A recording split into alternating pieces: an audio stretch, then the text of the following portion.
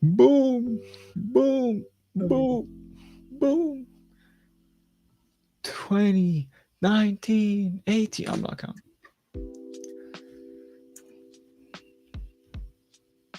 Where's my pretty sure cat? they can hear you, by the way.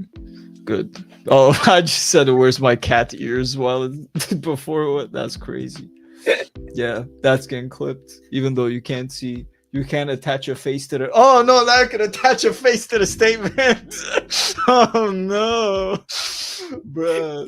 This is me purchasing cat ears for a stream, bro. That's crazy.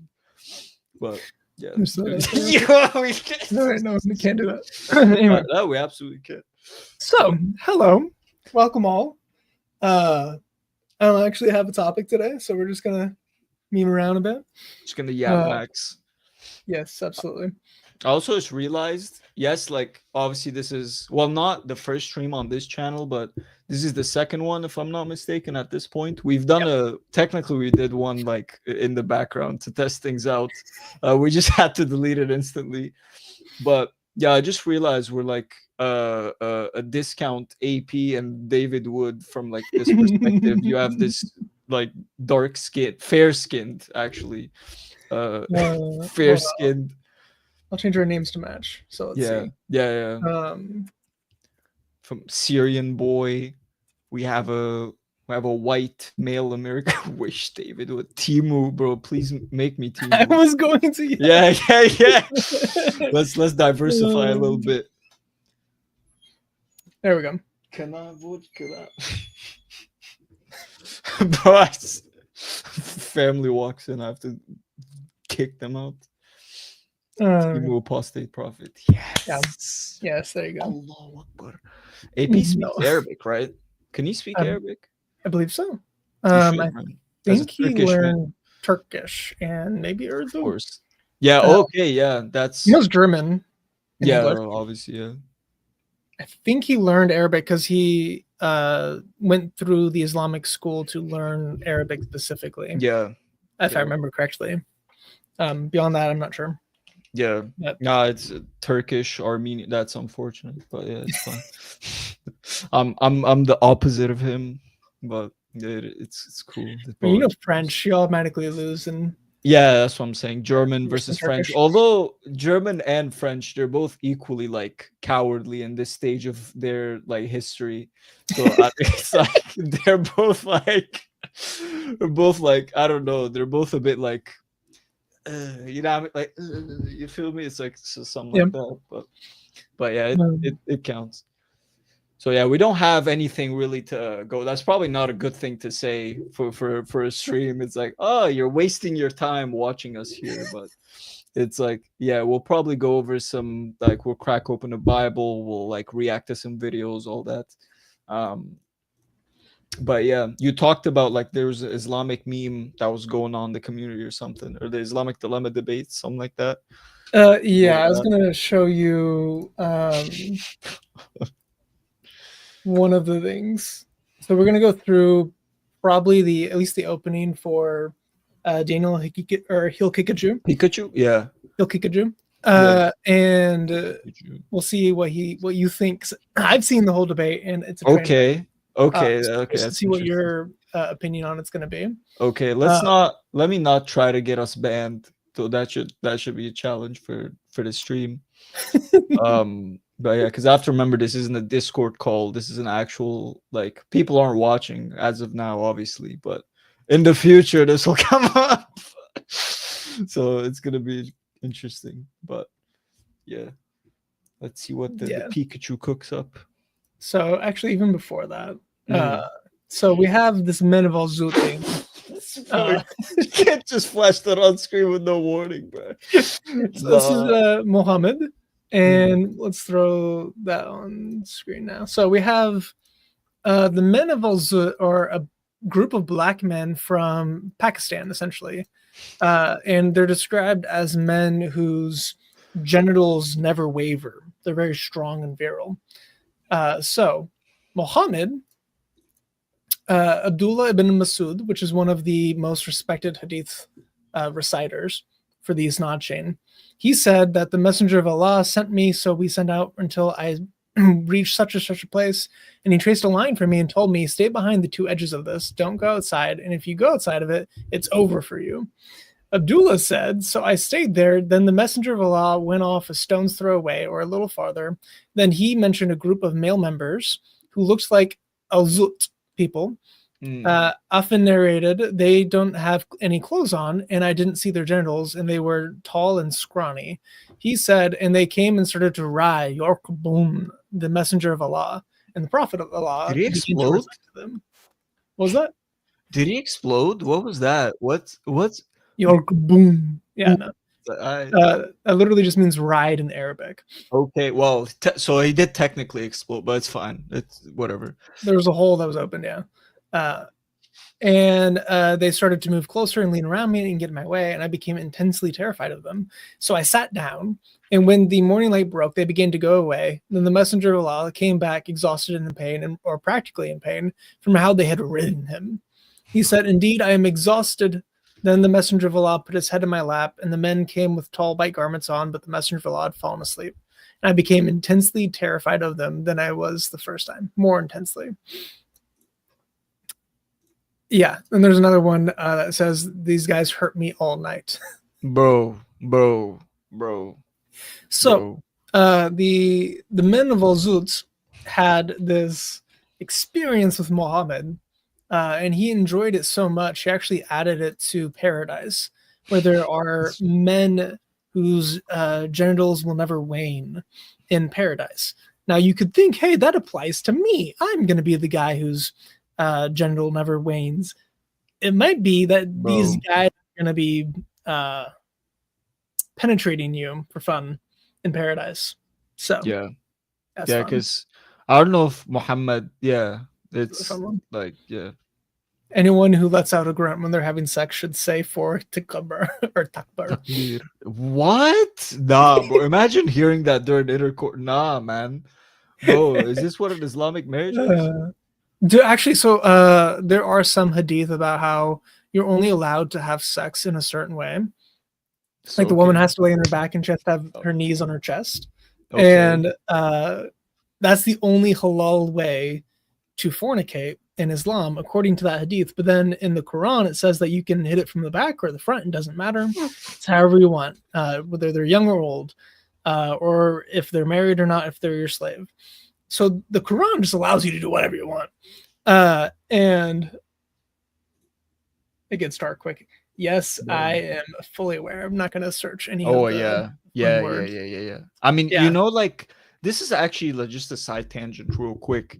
You know, when a website looks like this, it's a gold mine of information. There's no there's no work done on it aside from the information. It's literally just this. There's sunnah That's literally it.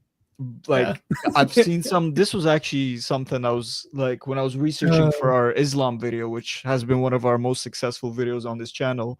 Like, you just find websites. It's just literally just white blank background with default blue and red text.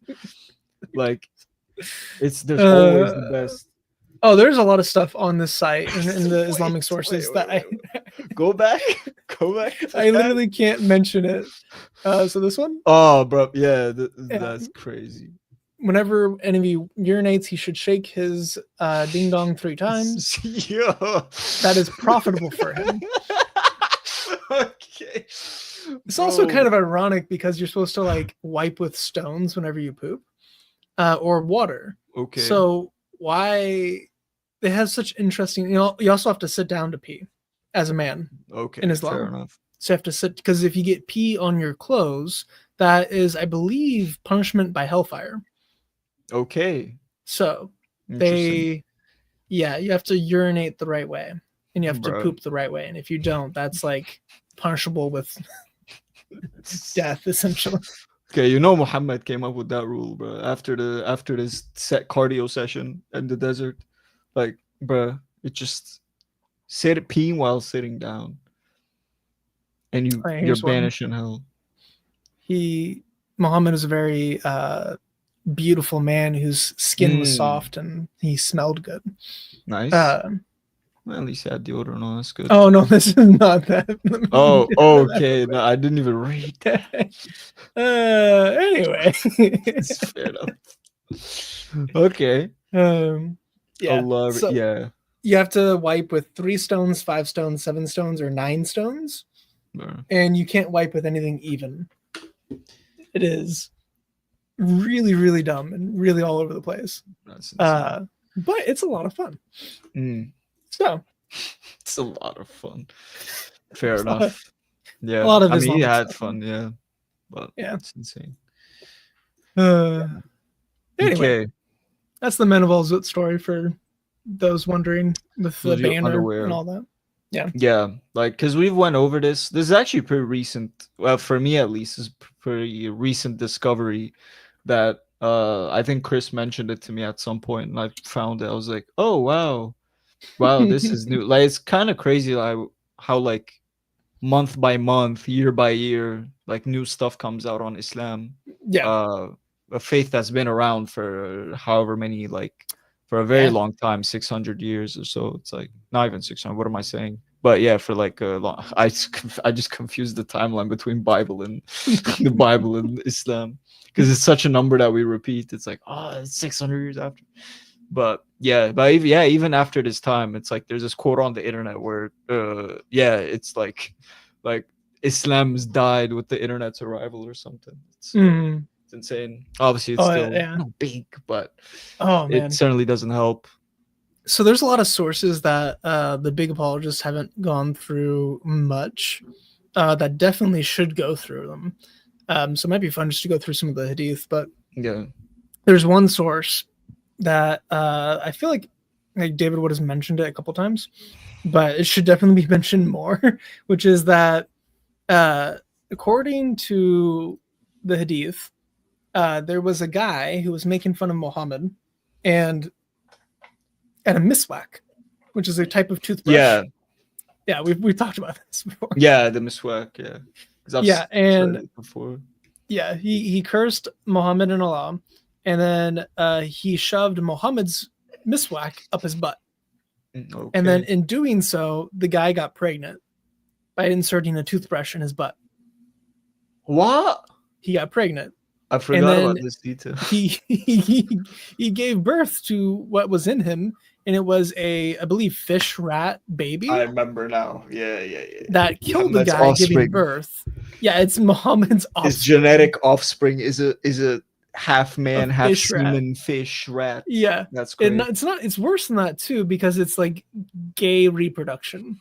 So he's the only man in history that's reproduced with another man using his toothbrush.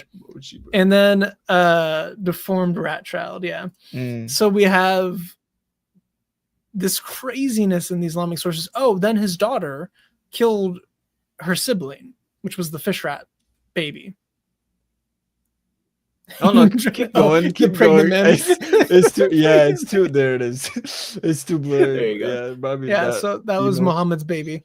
Was just turned out to be a rat type hybrid. So the Islamic sources are really weird. There's one thing about Muhammad apparently being accused of having a deformed testicle or testicles in the Islamic in the Hadith. So God wanted to prove that he didn't. So whenever Muhammad was bathing by himself, he caused a rock to come alive, steal Moses' clothes, and then flee from him. And in doing so, it made Moses get out of the bath and chase the rock. And he couldn't catch it until he got right in front of all of the assembly of Israel. And then all of the assembly of Israel saw him naked. And it says that they found out that he was the best of all men. So in the Islamic sources, we have Muhammad saying that Moses's junk was the best humanity's ever had. And he did it by having a rock steal his clothes and run away. Bro, that is funny though. Like just cartoonishly, like, bro, how does that even happen? So stupid. I love it. Do be like that, bro. It's like with the clay birds and everything. I'm like, they be a lot of funny memes in Islam. But Bro, that's insane. Yeah. Yeah, he Yeah. was bigger Muhammad than is any correct. man has ever been. Yeah. So he was probably fantasizing about Moses after his encounter with the Elzot. He has to, right? Like, I mean, if he has seen him at any point, it's probably like just had a problem with lust that much. It's like, hey man, a hole's a goal, bruh. Hey, Twenty any of dollars them is $20. But yeah, it's insane. looks What was the black. currency? Huh? Oh, yeah. So there's an Oh actual hadith yeah, that says yeah, Moses yeah, yeah, looked yeah. black. By the way, Bro, I've not isn't actually that seen a that. Moses married a black woman. He married the Cushite, but he's never described as dark skinned. David is. Moses isn't. Hmm, That's so interesting. So I wonder if he has like Alzut in his head whenever he's thinking about bro? Moses's figure, because Has he to be definitely had like dreams about Alexander the Great and his stature. So for I can't sure. imagine it wasn't that different from Moses. That's Yeah, good the times. bro's the Good meat times. inspector, bro. Just the meat inspector, like just going around just inspecting meat. Dark sausage, bro. And Um, children. that too. Yes. Um, has he? Yeah. What am I saying? Of yeah. Never mind. I was like, ah, has he? Has he? I'm not gonna say this actually on stream. It's too. Yeah. It's just, bro. It's like you have to walk on eggshells when you're describing his actions, bro. It's like, I can't even like ask question. I ask questions. Were they boys? What was his favorite? Like, bro. Oh no, I yeah, he can't. made out with his nephew. Yeah, yeah, yeah. Hold on. But yeah, like we don't need photographic evidence, but Hold on, well, as no. bro's typing, just pulls up the verse. No, I was just changing the banner. Yeah.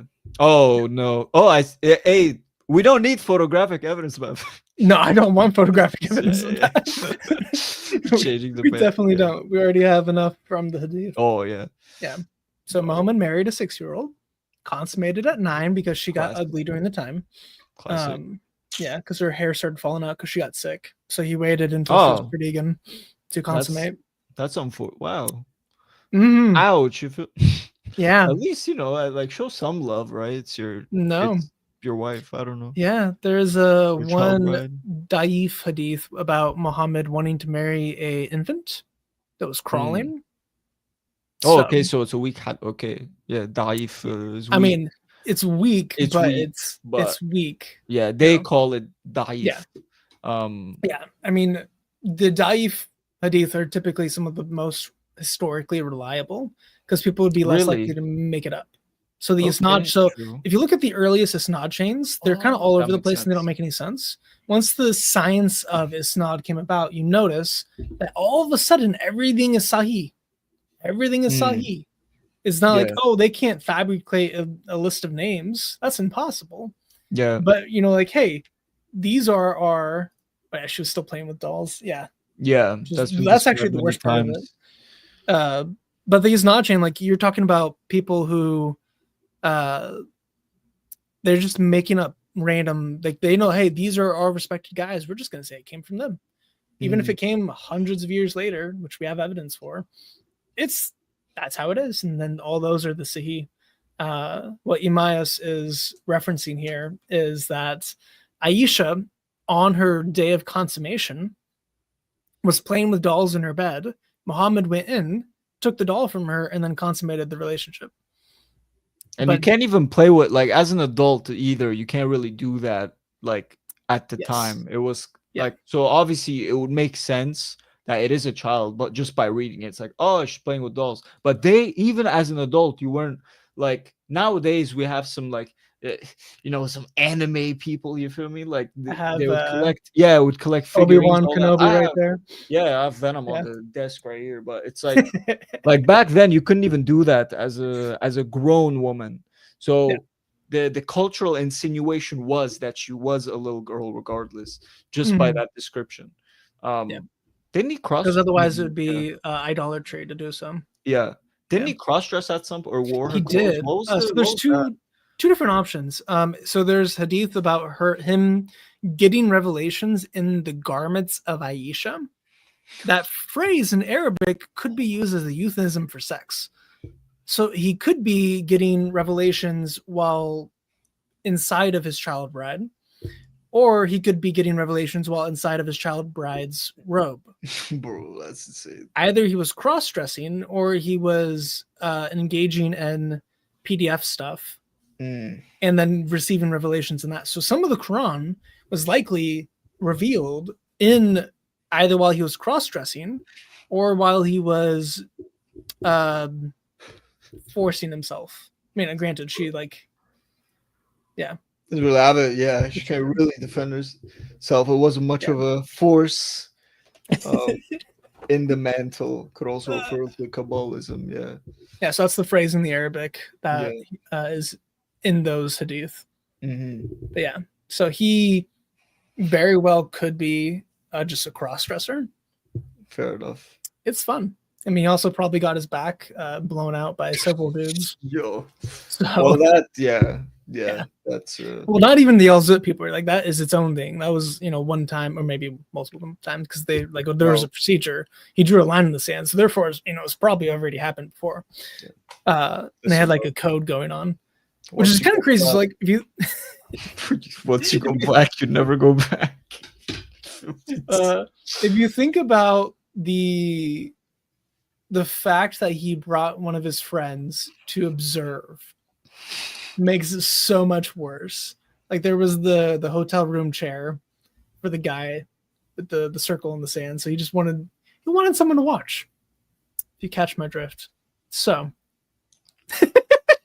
I'm sorry. Nah, I cool, man. I feel bad. No, but anyway, he had a whole he had an audience, and he had the Sneeko chair. So he deliberately brought someone into the desert at night to observe his shenanigans, and then slept on his lap afterward. Bruh. At least don't do that, right? Like we get the rest, but sitting on the lap as well, it's like too much, man. That's much. The prophet of Islam that over 1 billion people supposedly follow. Yeah.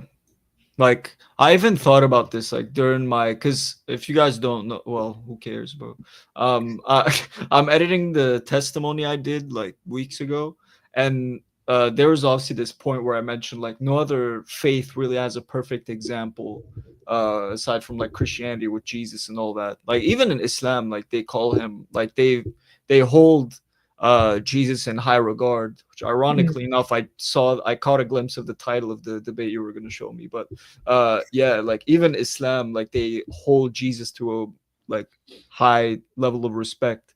Other faiths don't really have that character to go back to or follow or mold after. Muhammad had his flaws. He had way too many flaws, but compared to the rest, at least. But even other faiths, they don't really have that. So it's like, but he's just a weird guy, man. I don't know how to yeah, he's special, like, in the worst way possible. But yeah, just is what it is. He is. Muslims don't even know that. Like, it's insane. Like, I have conversations like that all the time. It's just like, they're like, oh, what? Just don't know it. Your day-to-day, like, morally sound Muslim, like, they don't know it. Because if like they knew it, they'd probably be like disgusted. They can't even get themselves to follow that, even morally. They just hear it from their parents, like, oh, he's all wise. He's like the prophet is like, he's that guy, but they know nothing about him except for, he's probably good. So it's insane. So not only does he had to repent of his sins, he also had to. He was unsure whether or not he was going to be saved. Muhammad was not sure if he was going to go to heaven at all.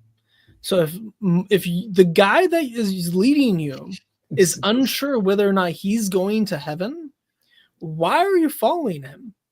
The blind leading the blind, but it really is, yeah. And then his second command that took over after Muhammad, Abu Bakr, whenever he was taught, there's a hadith about him saying, like, even if I had 1 foot in paradise, I would still fear the deception of Allah. So your God is so messed up, so deceiving, that even the leaders of the faith fear him in a way where they are unsure about their salvation, even though they're getting direct revelation from God. Like, I can't even imagine. Like, imagine a parallel with Christianity. Like, imagine Peter being like, "I don't know if I'm going to be saved. I don't trust Jesus at all. I might be deceived and lied to from all of this. Maybe Jesus didn't walk on water. Maybe he didn't." Like, just imagine the parallel with Christianity and Islam, where every single source, every single person in Islam is a sinner in some deep, dark way, or it's unreliable. The only reliable stuff we have is like the stuff on the age of Aisha. Ironic. And other like really early things are all embarrassing. So the embarrassing stuff that's early is the most reliable because it's the least likely to be tampered from the isnad chain narrations. So if you have a decent isnad chain early on, that's probably extremely reliable. Well, if you look at all of those things, they are very damaging to Islam. It shows that Islam is just, it should not exist in the form it's currently existing. It's just, there's nothing in it that has value other than pointing people to God, generally speaking. So like the Kalam cosmological argument, I believe, was Islamic to begin with. So like those type of arguments where we can disprove atheism, great, really cool. That doesn't mean Islam is true even a little bit. There's very few things in it that would actually be like, yeah, that's awesome, that's good. The piety of the people, like actual Muslims. I love Muslims.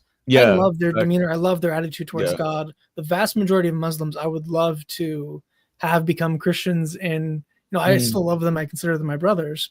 They're separated and they're outside of actual faith and salvation in God, but their heart for God is so genuine and good. I wish they would actually come home to Jesus. And it pains my heart. That's the only reason why I make Islamic content, is not to own the Muslims, because that's you can just say, oh, the Quran says that Ezra is the son of God, or the Jews think Ezra is the son of God. That is historically wrong, and no sect of Jews have ever actually believed that. Therefore, the Quran is false. Therefore, Islam is false. So you can make really simple arguments to disprove Islam, but to get people to stop trusting Islam, that is the problem. That is the thing that's going to take a super long amount of time. So me dedicating like days of my life researching, putting together content, and trying to combat Islam and whatever influence I can have. Like I've talked to hundreds of Muslims during this process. If I can get even one of them to leave the faith, that's a win. Even just one of them. And I think I have for 2. So I'm already up to 2 wins. Need the awesome. Lucky, the third, the fifth, the odd numbers. Yes. You need the odd numbers. All the youth to leave. Yeah, man. Anyway. Because even even at work, I'm like, my dad lost his wallet recently, and like not what lost his wallet. It got dropped at the store, but like my Muslim coworker like got it. He like kept it safe, all that. I was like, bro, like you're such a good person. I'm glad you don't read the Quran that much. It's like but his belief in God was really like, it was so nice. Yeah, man, it was so nice. But every time I see him, all that is like, how are you? Alhamdulillah, all that. It's like, it was cool, but it's like, you feel me? Like you have to come to the truth and all that. But yeah, like even just the certainty that Jesus actually gives is kind of comforting. What we talked about before with the fact that even Muhammad doesn't know if he's going to heaven or not, where Jesus would tell you, I am the truth, the way. Like he would like he tells you exactly who he is and how you're saved. Like he like there's no like misinterpretation, that there's no uncertainty. Like it's actual genuine comfort. That's what not only a father figure does, but a leader in general. He boosts the morale of his people. And Jesus does that just perfectly. Whereas Yeah. Muhammad, it's like, you know, how can I feel comfort in you? That's why there's not really that much peace in Islam. Some of Mm. them can feel peace because they're following God, or like they can Yeah. make peace for themselves. But the faith itself doesn't really, you don't get resolution in Islam. It's always a battle where you have to kind of work, and like, maybe I'm saved, maybe I'm not, you know, did I goon too many times, did I fumble? It's like, no, like, it's like you don't need to Um, think about that when you're actually saved. yeah. There's like this, it's like there's a weight lifted off your shoulder. It's not a competition, it's not a race. Your um works are done. You don't yeah, have to work for salvation. yeah, you Yeah. just do it because it's like, bro, like, Yeah. you're already saved, you start doing it. Because like, I'll feel bad even cursing nowadays, so it's like, you know what I mean? But that wouldn't happen if there wasn't that initial piece, Mm. or like that actual like understanding of what this gift, like how good this gift is. Like, anytime I was like, I get angry or something like that, I just look, I was like, bro, like, this is, you shouldn't do this, bro. Like, I feel genuine, like I feel bad about it afterwards. But it's like, Mm. yeah, there's a lot of genuine Muslims out there. Yeah. Most of them are like that, to be honest. Like, it's, again, it's that small minority that kind of poisons the rest. But unfortunately, like, the reason we go at it, it's like the actual book, like, Is it evil. tells, yeah, it tells those extreme examples how to act. Whereas the Bible, if you find someone that's like doing some madness or something, like, it's not in the book, it's not the actual book that taught him Yeah. that, it speaks Yeah. against it. Which is So the big difference between the Bible and the Quran is the Bible contains genocide. The Bible contains rape. The Bible yep. contains murder. The Bible contains violence and bigotry and racism. It never once commands it. It never Mm, once endorses it. It never once condones it.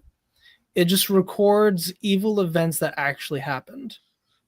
it's The history. Quran commands all of that stuff. That's the difference. That's the main difference. Like, oh, Muslims should do like whataboutism. Oh, the Bible's, you know, just as corrupt as, or it has the same stuff as us. So how can you judge us based on us believing in that? Yeah, it's Mhm. description versus Slight prescription. different, Absolutely. yeah, slightly Yeah. different. Yeah. So Muslims were like, hey, you have the exact same stuff as we have in our source. Why are you condemning us for it? And it's your source is telling you to go out and commit jihad, offensive war, jihad, not asking people to come to the faith. War, specifically war.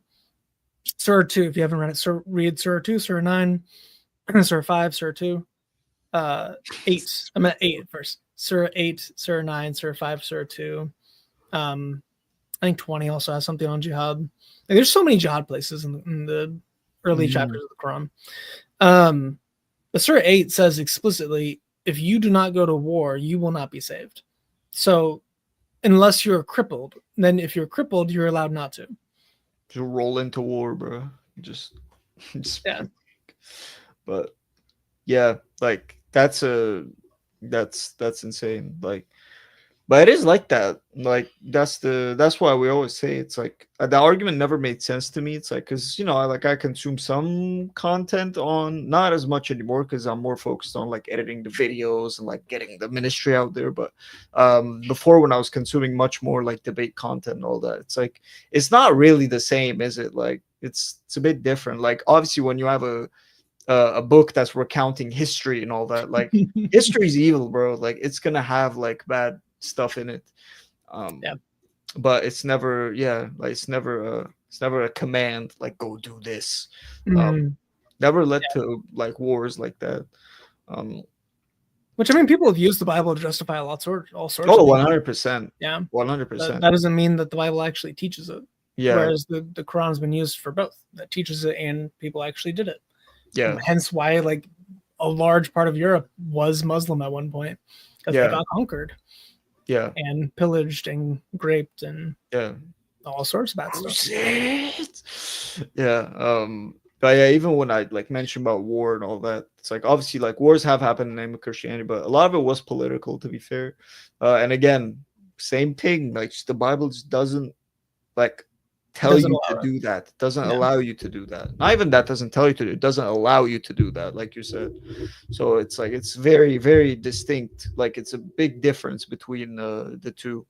Um, but yeah, that's why I left my. Why am I in Canada, bro? Like, why am I here? It's like that's the reason, bro. Like every like you look at every Islamic country, like most of them have like at this point just like what's a normal bruv, I got stopped at customs, yeah, in the airport. You know this when I was going to you at for vacation. Bruv, like they showed me a sheet of paper. They're like, okay, because they saw I was from Syria, and Mm. and my name was changed because it was like a one wrong letter, so I had to correct it because an Arab wrote my name and it's an Armenian name, so obviously it was wrong. So I had to correct that. But so they saw that, and they saw a Syrian passport. They're like, who is this? They show me a sheet of paper and they're like, if you've been to any of these countries recently, circle them out. They were all Arab countries: Syria, Iraq, Iran. Like, bro, I'm like, chill. But it was like only Ukraine that was in there, that was like in war and things like that. The rest were Mm. all Muslim. Afghanistan, like, bro, I'm like, Yeah. what's going on, bro? The, You're a the US terrorist. You should just yell bomb, bomb. yeah. Oh, bro, What the happened? amount of jokes I wanted to make, I would not have arrived like in the US, bro. I would have been cooked. I would have been cooked. Some lady walked in. She's like, "What is this? What is this? What?" Like she was just confused why we got pulled, and I was gonna be like, "Oh, they're just just making sure we're not, what I mean, we're not boom booms." I was about to say it. I was so close saying it. But yeah, YouTube. Oh, We're not gonna risk saying the word, but yeah. yeah, I was like, oh no, just making sure, we're not gonna explode. Yeah, it wouldn't have been bad. It would have been bad. So I refrained from joking around in front of the ops, in front of the cops.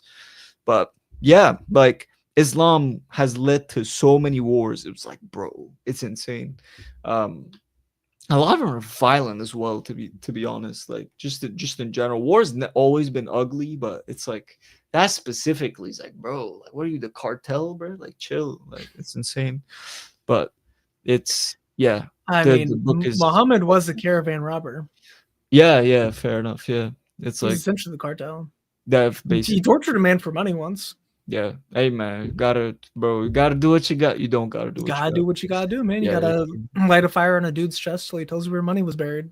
yeah. Oh, he did that. Wow, that's Yeah, and then married the guy's wife afterward. okay. So Yeah, I'm sure he she agreed. Oh yeah, I'm sure it was consensual, man. I'm sure it was consensual. Yeah, Oh, no. So there was a town that got conquered, and he slaughtered all of this woman's family and her nice. husband, who was the I believe treasurer, and uh, he buried the money before they got there. And then Muhammad ordered the men to light a fire on the guy's chest. And then after the guy spilled the beans and told him where the money was, I believe he beheaded him. Nice. Uh, I might have gotten that last part wrong, but he was killed. And then after he got the Somewhere. money and after they divided up all the women, his wife was the most beautiful woman that was there, so obviously he took her for himself. And then he married her, and I'm Nice. sure that was consensual. Yeah. Oh, Absolutely, wow. I know for me, if my wife, if I got brutally tortured and murdered by a Yeah. man, she would be dying to get in bed with Static. the guy. Absolutely, Hashtag I hate my that's such a turn husband. on. It's like, yeah, bro, I hate my husband. It's like, oh wow, you're Ugh. single. Yeah, You need a husband. It's like, well, I wasn't single 5 minutes ago, but since you're asking now, yeah, just just girly things. I'm Yeah. just a girl. Take everything. Take my kids, my husband's life, everything. Oh, of course, yeah. Wanting that, bro. Yeah, he's an interesting guy. He gets what he wants, but uh, Uh, it's yeah, it's even if he has to force it, sometimes consent is optional in Islam. yeah. So, Sometimes, guys, no means yeah. I'm not gonna see that's gonna get clipped out of okay, context. okay. Oh Uh, man, for him it does, but yeah, uh, that's insane. Um, it do be like that. So come to yeah. Christ. Come to Christ, the Uh, Savior. But That's pretty funny. Also, just realized for me to be the wish David would, we also dealt with the silence is consent. That's actually in the, I believe, in the Hadith. I don't remember if that's in the Quran. Wait, Yeah, so I just realized something. Hold on. Just if sorry. the woman doesn't yell or say anything, it's considered consent. You know why that's kind of ironic to me? And not to get political or anything, but Palestine, Israel, when it first started happening, there was this thing going around. It's mostly from the leftists, which as a leftist, I don't know how you even like. I get like whatever, like you don't need to like. I don't care for like Israel that much, but as a like a leftist, you're supporting Islam specifically, which is like kind of odd to me. It's kind of like the two sides of the same coin between Israel and Palestine. But anyways, that's a different topic. When that was going around, they were saying like, "Oh, your silence means like you're supporting the other side," which is kind of funny to like hear that quote and it being a silence is consent. Yeah, it's like silence is consent. Yeah, if you're silent, we know where you stand. It's the like, people who started Me Too and the people who started all the gay rights activism, like everything that they've supported for women, for minorities, for religious freedom, for freedom of speech, well, kind of freedom of speech, for every aspect of what they've strived to achieve in the last 11 years, Islam is diametrically opposed to it. Everything, and yet they still support Islam because they're perceived as a minority group that needs to be protected. What's there to? I don't know, bro. That's what I'm saying. Like most people don't even know that much. And they're massive. There's a lot of Muslims. Yeah. Oh yeah, bro. Second biggest like religion in the world, bro. Like Like what are we talking about? That is not a minority. Well, are they? Like they're a minority. Because I could literally categorize anything as like a minority. Like, oh, I'm a Syrian Armenian male. Like you could make like, is Islam a minority? It's like, oh, but there's not many of them in the US, bro. It's the second biggest belief system in like on the planet. Like, what are we talking about?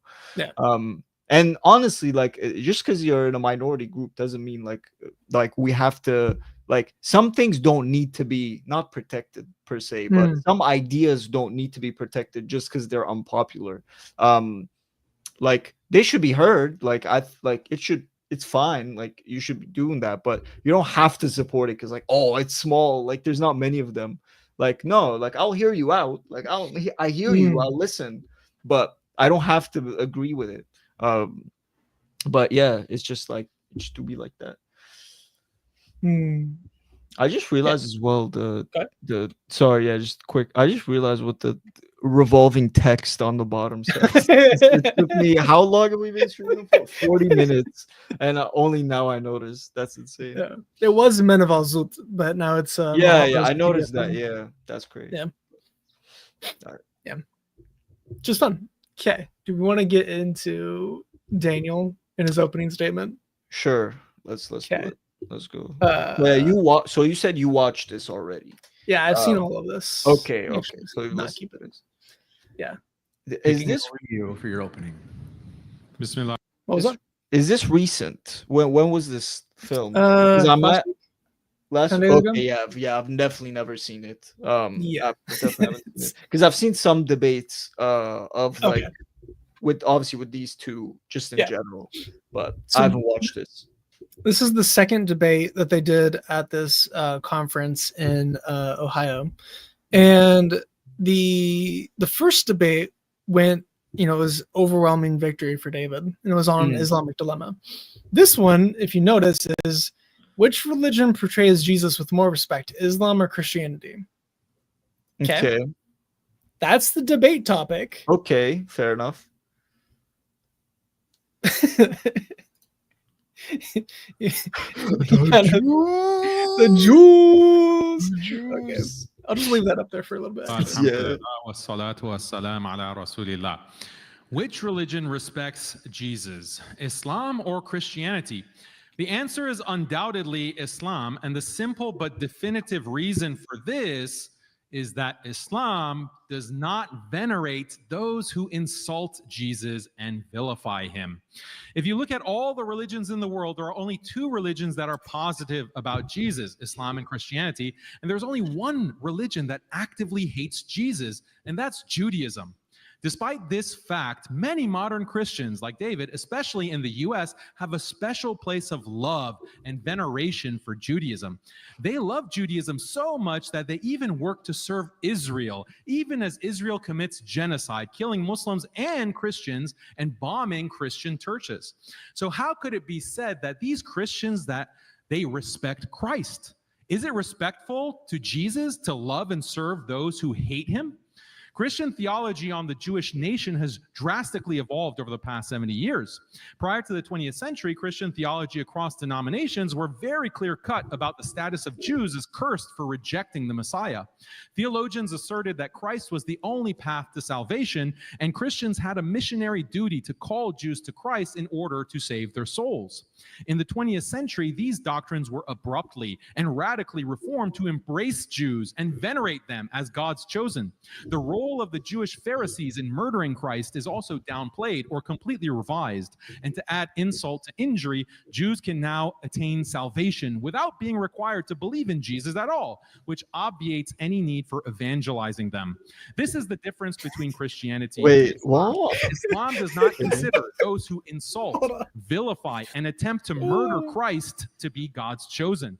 Furthermore, Islam does not extend a get-out-of-jail-free card and promise salvation to the rejectors of Jesus. Quite the opposite. Islam from the beginning has always held that accepting Jesus Christ as the Messiah is one of the requirements for salvation. In this way, Islam is unique among world religions in its respect for Jesus, whereas modern Christianity propagates the ultimate disrespect, if not contempt, for the person of Christ.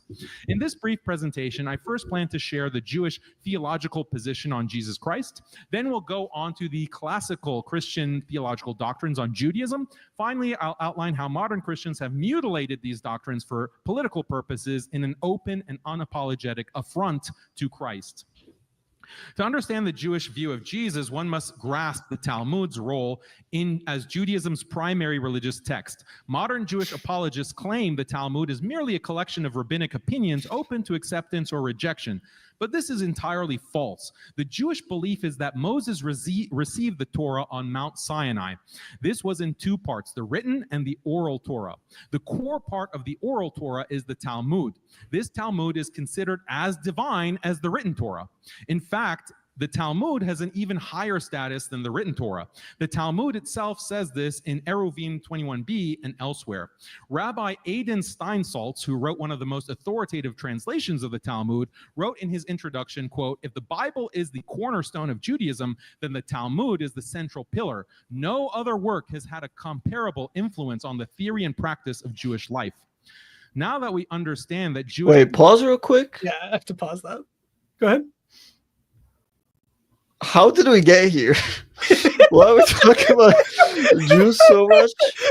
I understand his initial point, like where he was trying to go with it, but now we're at the point, like, why are we discussing Torah and Talmud, bro? Like the the question debate, is, do Christians view Jesus in high regard?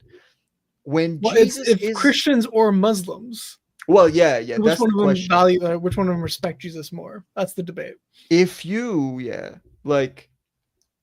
Jesus, because from this pretense, we have to view the historical depiction of Jesus, which historically the Christian view of Jesus is the more accurate one. And I think even like secular scholars would agree on this. All of them, yeah. All of them. Even like Islam, like Isa and all, like people don't even consider that like valid history, to be honest. Like it's not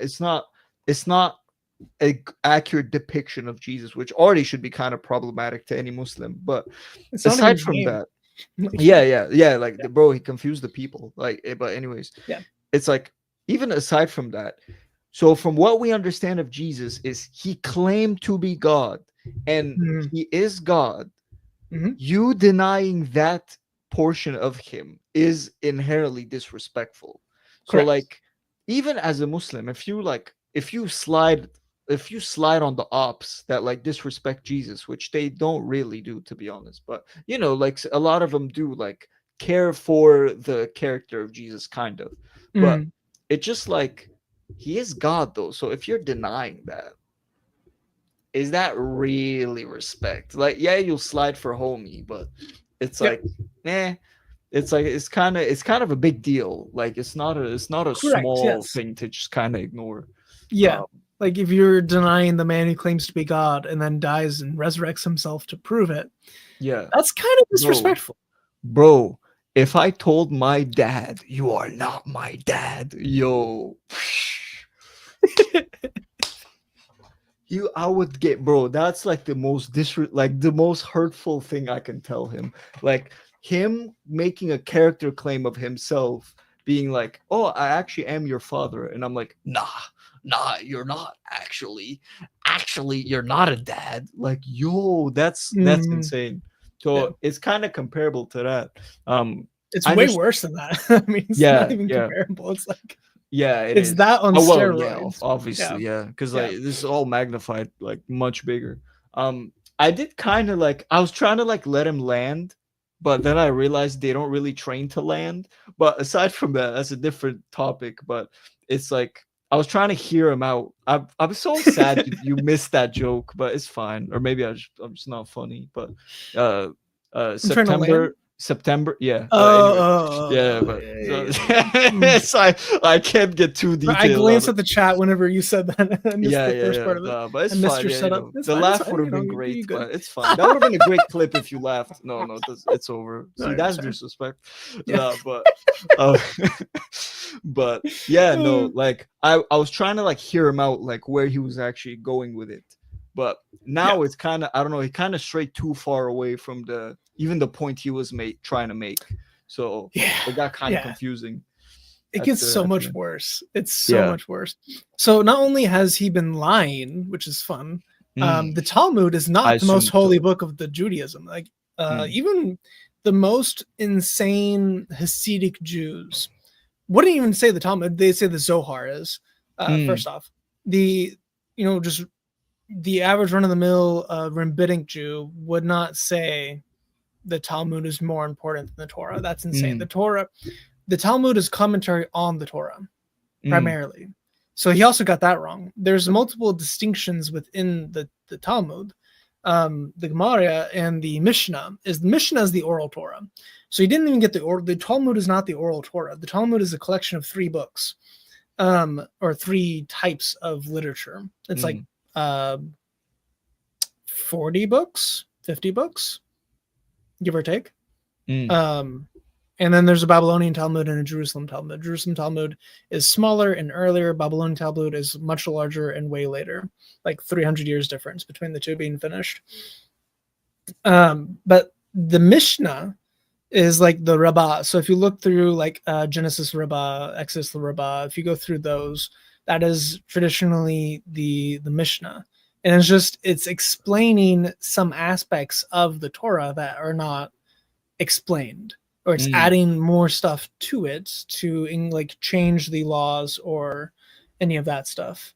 So what he said about the Talmud is just factually wrong. It doesn't make any sense, which is hilarious to me. And it's definitely not the most holy book. If you meet a Jew, be like, the word of God given to you that you spend all your day thinking about and praying, and all your festivals come from it, and you pray it, and like whenever they pray or whenever they read the Torah, they shake their bodies, because in the Tanakh it says that, and I don't remember which of the prophets, is one of the major prophets, but he says that you will read this with fear and trembling. So they have such reverence for the Torah that they literally shake while reading it. They can say, oh, that's just them being like showy, like they're being outwardly pious, out there, but they do it even when they're alone. So it's definitely not the Talmud. That's so stupid, man. Yeah. So much of what he said was just wrong there. Yeah. Also earlier, whenever he was talking about how the whole idea that because some Christians accept Israel, like not just ethnic Israel, but like Yeah. political Israel, because some Christians support political Israel as a nation. Therefore, Christians don't support Jesus, or they don't respect Jesus. Mm. That's insanely stupid.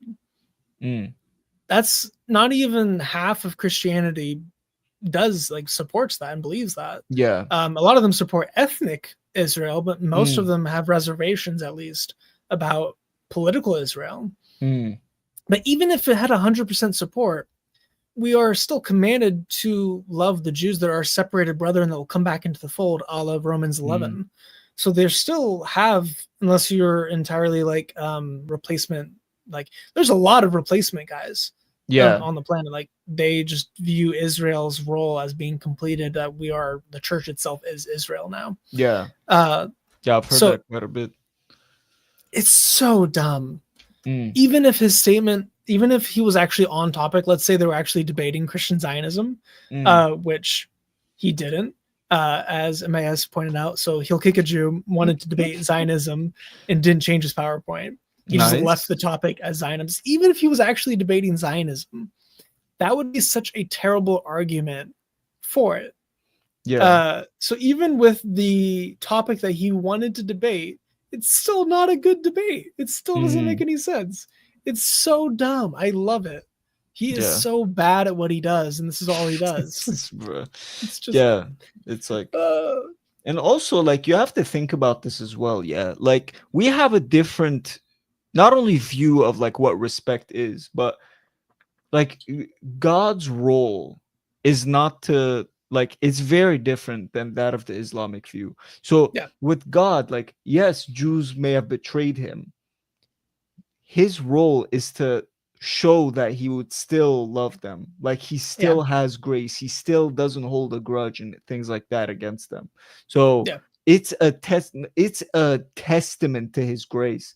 Some might call it weakness, but is it really weakness if he's the most powerful person? Not person, just he is the most powerful being in the whole universe, and he still chooses to give them a chance. That is strength, bro. I don't care what anyone says. A lot of secular like views like revolve around, oh, you have to show force, or you have to show dictatorship to like display your strength. That is the complete opposite, bro. I don't know what type of masculinity y'all like subscribe to, but the manliest person has been Jesus just in general. That's the most masculine figure you can think of. Like he's so powerful and all of that, like showing love and like care while displaying strength and everything as well. Sacrifice is the most masculine thing you can do. Like a father would sacrifice himself for his children because he's a man. Like that is what it means to be a man. We have this like modern view of like it's like you have to, I don't know, bro, like you have to do some like weird stuff and like you have to succumb to your emotional needs basically to display manhood, to be like, oh, I'm angry, so I need to fight. Oh, like I'm scared, I need, or not scared, like, oh, I'm lustful, I need to sleep with women.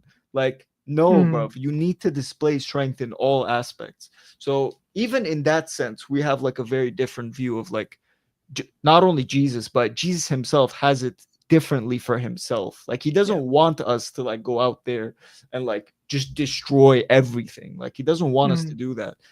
And out of respect, we have to listen to him. Like I can't listen, bro. I want to crash out every day.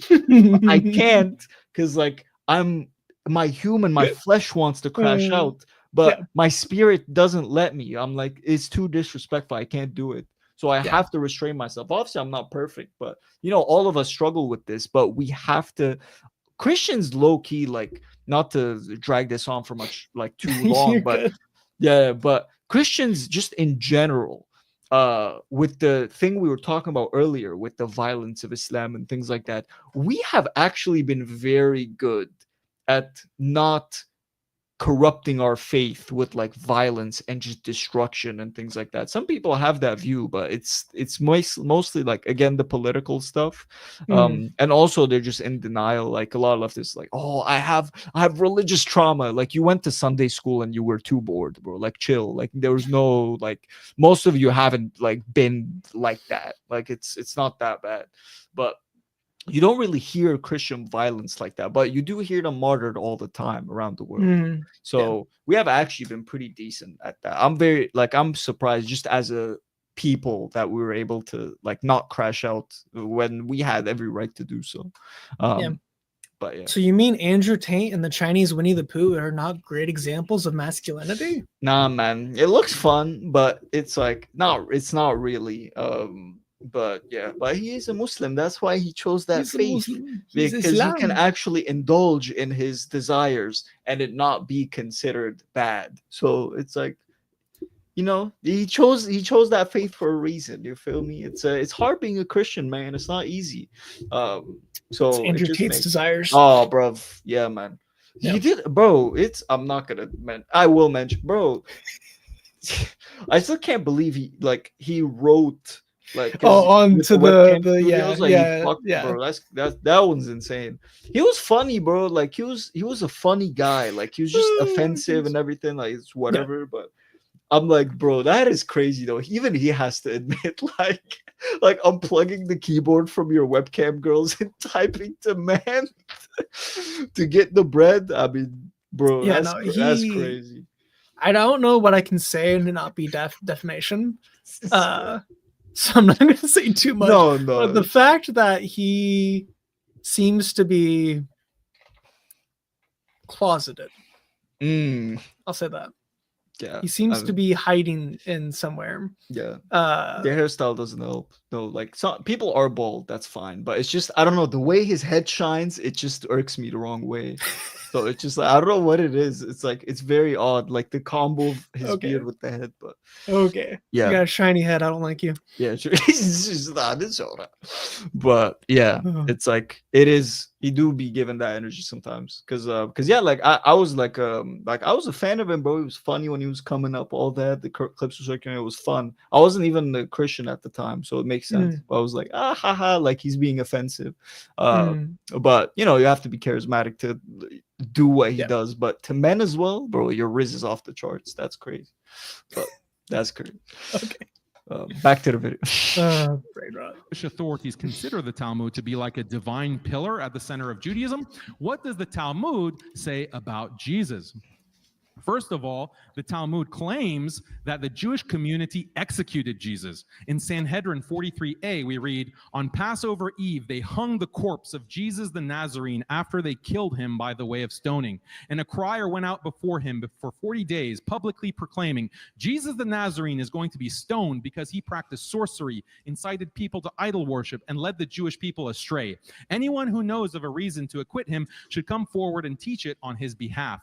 And the court did not find a reason to acquit him, and so they stoned him and hung his corpse on Passover Eve. Here the Talmud is saying that stoning Jesus and hanging his corpse was a good deed because Jesus was guilty of practicing sorcery and idolatry and for leading Jews astray. The Talmud also says that... So that's actually really good evidence for Christianity, that even the ones who oppose Jesus were like, hey, he was doing miracles, and he was killed on Passover Eve, and they hung his body on a pole. That's roughly, like, this gets into J. Warden Wallace and his book Person of Interest, and how you can go through, there's dozens of sources for Jesus outside of the Bible in Christians. So we have a lot of extra biblical sources on Jesus, which a lot of people don't know about. Even our Egyptian friend, who's the half Jew, half Arab, whenever he was Jewish, the Jewish guy, whenever he was debating me about Jesus, he was like, well, show me a single source on Jesus outside of the Bible and I'll convert. So I showed him like 5. There's a lot of them. I don't know if that's a hill you want to die on. There's a lot of them. It was so much fun. Then he backpedaled hard. But I show you, like, from the anti-Christian sources, you can get essentially the gospel message. You can get that he had disciples that were named Matthew and Joseph or Judas. They list several guys, and some of the guys' names aren't right, but they list various disciples. So he had multiple disciples. One of them named Matthew. Matthew and John. I think it was a J word, but John. From Emmaus, throw that up there. And you get that he was killed on the eve of Passover after performing miracles and claiming to be God. That when he died, there was an earthquake and there was a solar eclipse. That he was crucified under Pontius Pilate. He died at the 6th hour. He was buried in a tomb. Later, the tomb was discovered to be empty. And then his followers worshipped him as God and sung hymns to him, broke bread and did communion, and that they swore oaths to be righteous people. So you get the transformation of Christian lives. You get communion. You get the earliest practices of Christianity, hymns, Jesus being God, Jesus' death, burial, resurrection, and his miracle working in hostile accounts of Jesus. So you get all of that from non-Christian sources. So even if we don't have any of the Christian sources, you could still get the Christian message from Jews, Gentiles, or Jews, Greeks, and Romans. Then you have all the church fathers and everything else. So what he's using as evidence that Jews are evil, we actually use as evidence of the truthfulness of Jesus as God and as his crucifixion. So the fact he's bringing this up whenever he denies Jesus' crucifixion is hilarious to me. No, man. Like, it's like he's chasing he's chasing a rock that's like when there's another rock chasing him. Like it has his clothes too. He missed he's missing the tree for the forest. Like he's missing the forest for the tree. Sorry. Like he doesn't realize he's shooting himself in the foot just bringing this up. Yeah, it's absolutely insane to me because he denies the death of Jesus. Yeah, so I don't get he's it. bringing up a Jewish source that says that Jesus died. Now he's using it as like an own to Christians, but this just confirms us and disproves Islam. It's very odd. Like why would do this? But again, his point would be, oh, but we don't believe in his Jews. Okay, but you show me 2 sources that prove Jesus like crucifixion. Like what do you want me to do with that information? Like it doesn't really help your case. Oh yeah, wait, there's a comment actually I wanted to bring up. We'll address it after this one. Saw someone type in the chat. No, there's one. It was a while ago. It was I just missed it because I didn't read the comments. It's by B. The atheist. It's like if you highlight that, if you want to highlight that before or after this. We'll go through this real quick. The Talmudic claim Jesus was stoned could be connected to the denial of crucifixion by the Quran. So the Talmud, the section in the Talmud was supposedly written before the Quran, which gets into the whole issue with that. You're saying, I think I get what you're saying. So you're saying that the Talmud makes this claim and the Quran also makes a claim about him not being crucified. And did the crucifixion thing... So the issue with that, with the Surah 4, the passage that you're quoting from the Quran, is that it's not just denying that he was crucified, it's denying that he died. So this account is saying that he died, and then they hung his corpse. So they stoned him and then hung him. So if you're saying that the Talmud inspired the Quran and that was plagiarism for Surah 4, I don't think that works super well because it still says that he died and they killed him. I think if I remember correctly, the Apocalypse of Peter might be where they get that from. And it was one of the Gnostic sources that the guys used to show that Jesus never bodily died, and then the replacement theory for Judas being on the cross. That's from a Gnostic source. I don't think the Talmud ever creates that kind of situation because they didn't like Jesus. Whenever actually the earliest Talmud passages correspond with the gospel and actually affirm that the gospel is true. The later ones deny Jesus. Quran says that Jesus died. Oh yeah, so in what surah is that? where it says, "And to cause me," it's Surah 3, I think. Jesus is speaking out of the cradle, and he says, "Blessed is he who caused me to be born, caused me to live, and caused me to die." So Jesus himself confesses that he is going to die. Yet in Surah 4, it says that Jesus never died. It only was appeared to be so, because Allah is a deceiver. He's the great deceiver. So you're following a trickster god. You're essentially following Loki, but worse, because he condones child marriage. It's just a prank, bro. Yeah, it's just a prank. So it absolutely is just a contradiction. Yeah. But I throw up B real quick. Yeah. One So comment no, on that? yeah. It just I saw it. I missed it. I wish I saw it, but it's Emmaus kind of responded to it. I butchered that name horribly, but glad I'm an atheist. I'm not part of any immoral and moral religious deeds. You kind of need a moral, like, just base in general, because if we start making up stuff, it becomes very we get Islam. So it's Or like you Hitler. have to be careful with that. Yeah, you Yeah. have to be kind of careful with making up your own morals. Like, we all think we're like good people to a certain degree, but it's like I've justified like some, not even just me. I mean, history dictates this, but even myself, speaking for myself, I've justified some bad things, like doing some bad things. Luckily, I didn't go through with them, but yeah. I don't, I don't trust myself with that responsibility, and I don't think most of humanity should, because again, you condone child marriage and like just a lot of stuff that like Muhammad did. That's kind of where it came from, right? It's like no, I was like, nah, I'm gonna slide on the ops, bro. I'm gonna seek revenge, but I could justify it, like seeking revenge on certain people, but yeah. I To your shouldn't. point, so B, I don't know if you're still watching this. I would recommend to go read the book Ordinary Men by Christopher Browning. He went over how the Holocaust happened and how the mustache man essentially got average people, good working people, like good people, to do some of the worst sins you can imagine, the worst crimes you can imagine, if you want to use that terminology instead. And then also look to Imperial Japan and what motivated their mindset. If you are talking about how you don't have any moral system that you follow and you feel free from that, that is a slippery slope that leads to evil that I think you would rightly condemn. We would all condemn, other than ancient Muslims and the people doing it at the time. But yeah, Ordinary Men is a great book on that. And also the trial of one of the concentration camps. The head guy there, I think it was Eichmann, if I remember correctly.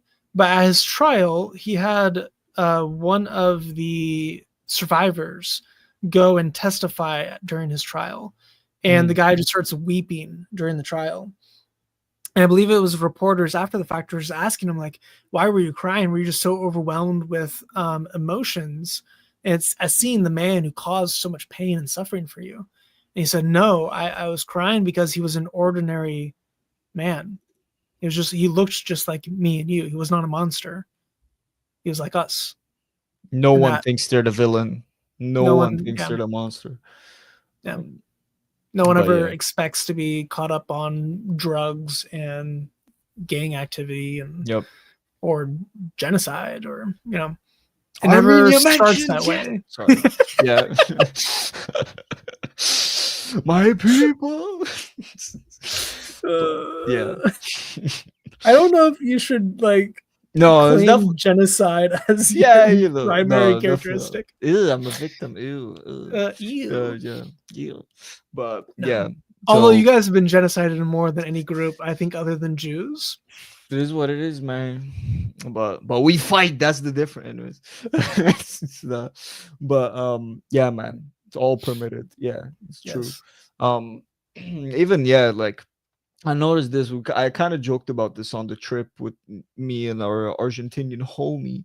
How like philosophers like just aren't that smart to be, which obviously was like hyperbole a little bit, but it was more so like a testament to how a lot of things that we thought were wisdom just in general, like a lot of me Mm. personally, like I thought was wisdom. Looking back, I was like, oh yeah, like we have so much more clarity. Being like, oh no, well this is like I can see it. It's very smart, all that, but it's not the truth. Like it's not this. Like it's not from Mm. God or things like that.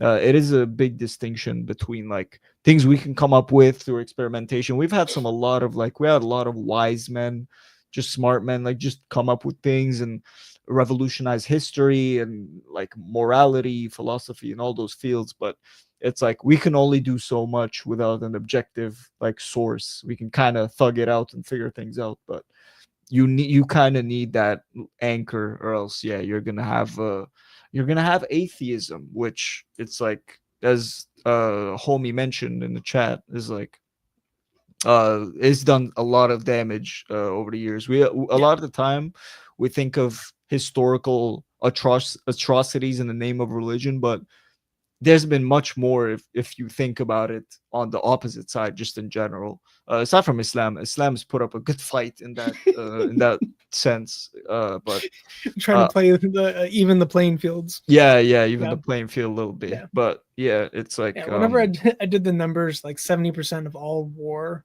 since Oh, Islam bro. has existed has been involved with Muslims.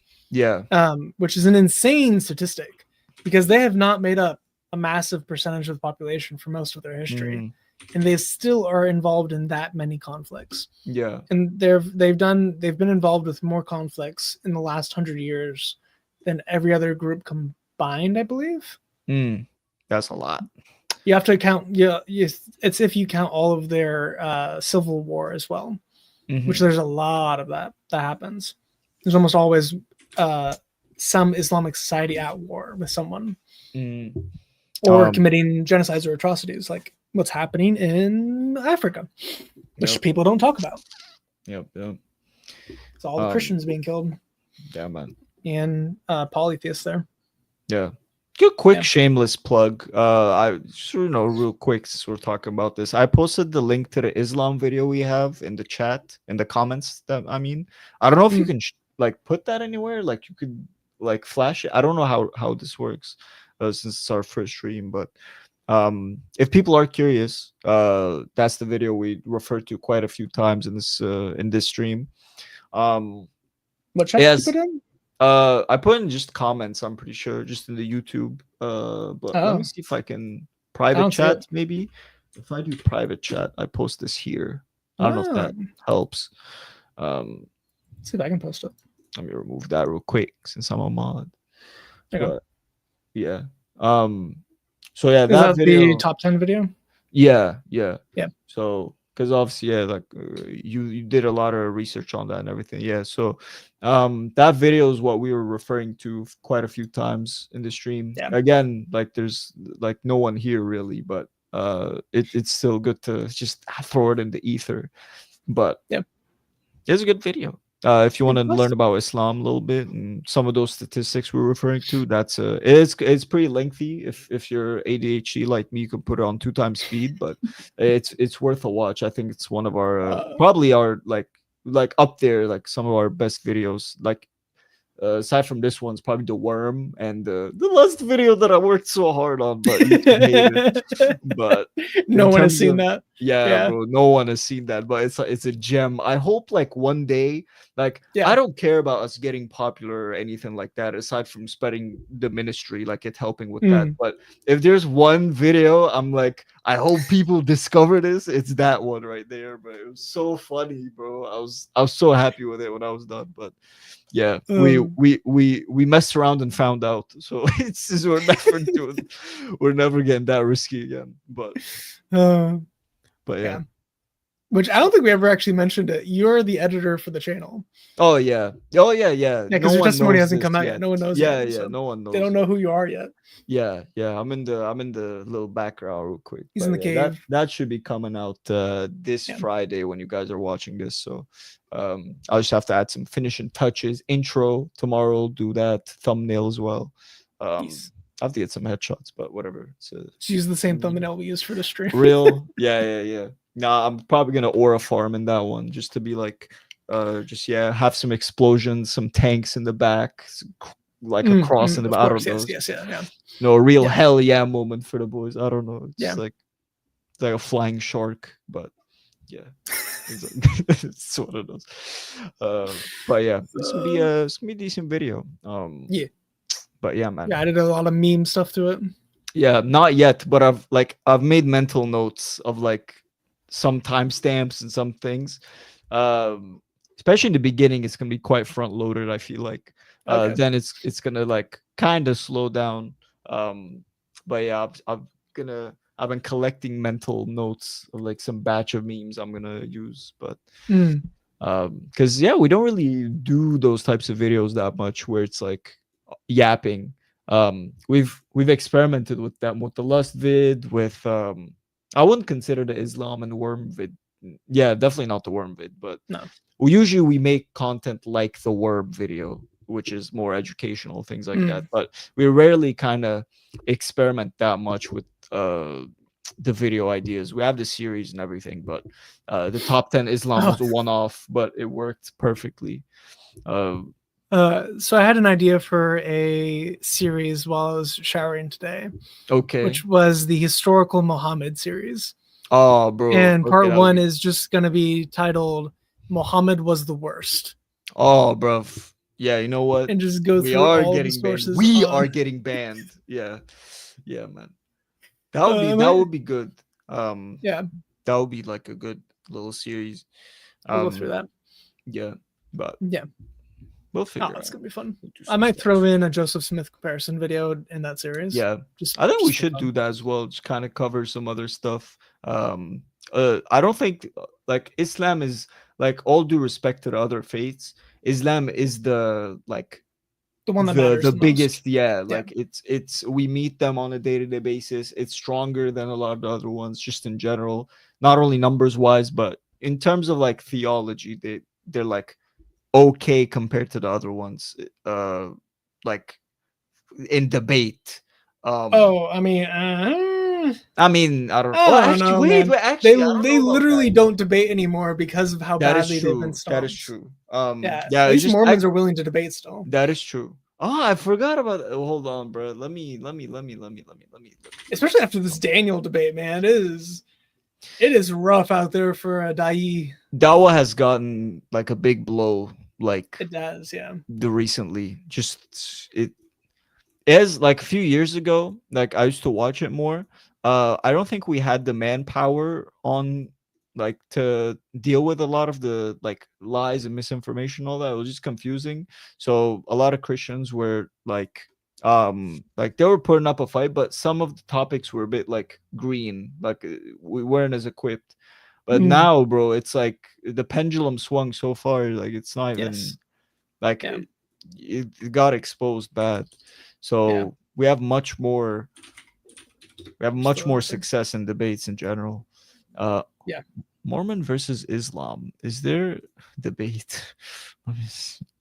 Oh, is there a Mormon versus Islam debate? Like, did a Dai debate a priest? I think so. It's just okay. I see one with Sheikh Uthman versus some Mormon, but he's very young.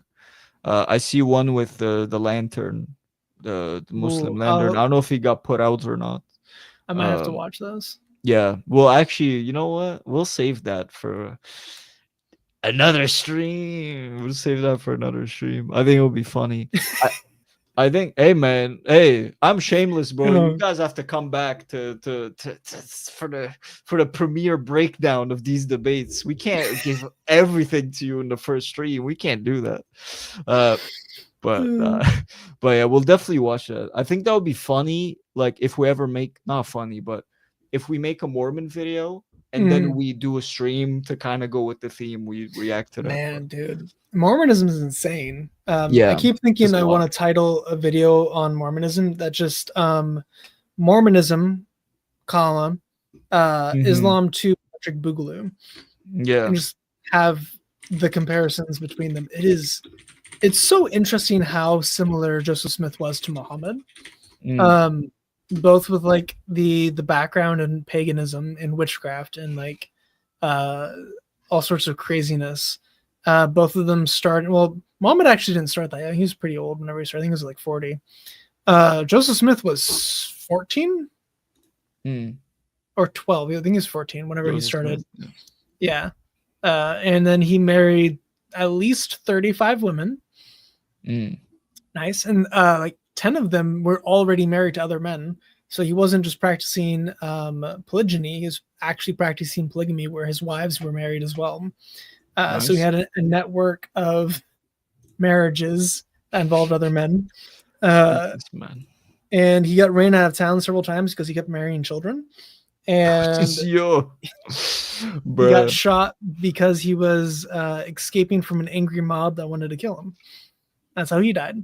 So Muhammad died from an angry Jewish woman who he wronged, poisoning him.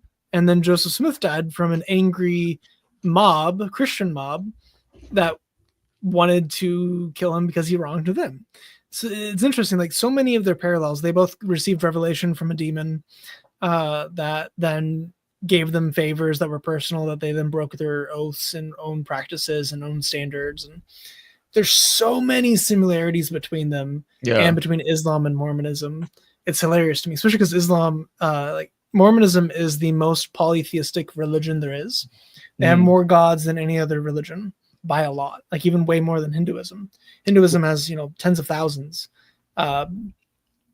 Mormonism has billions of gods. Yeah. Definitely more than, I was about to ask, like, is it more than the ancient ones as well, or like the mythological ones? But if it's definitely the most. It's not individual. That's insane. Yeah, now they only worship the Heavenly Father Elohim, but if you become a god, you become a god. So there's you count, right? Yeah, like he's the god of this world, but you can become a god of another world. Yeah, so you yourself can become God. Wow, get your own planet. So good, bro. Yeah, that's crazy. There's so much wrong with it. So much. Anyway. Yeah. Soon. So Jesus is finish his opening. Being tortured in hell. We're not getting through this, bro. Oh no, we're not going through the whole debate. Onkelos said to him, "What is the punishment?" I just wanted to see what your thoughts initial were on reaction his opening. Was. Like just the first 15 minutes of his debate. Yeah.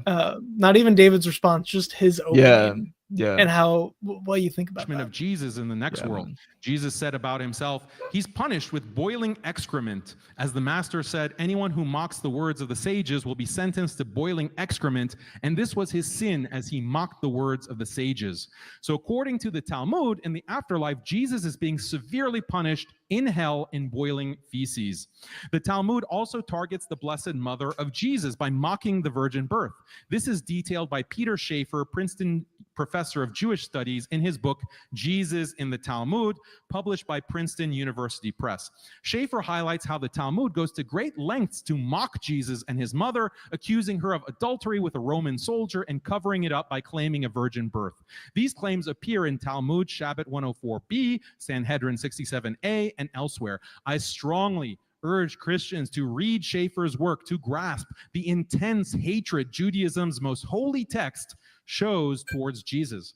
This burning hatred for Jesus is not something limited to past scripture, by the way. Contemporary rabbis in Israel and America continue to teach these Talmudic attacks on Jesus and his mother.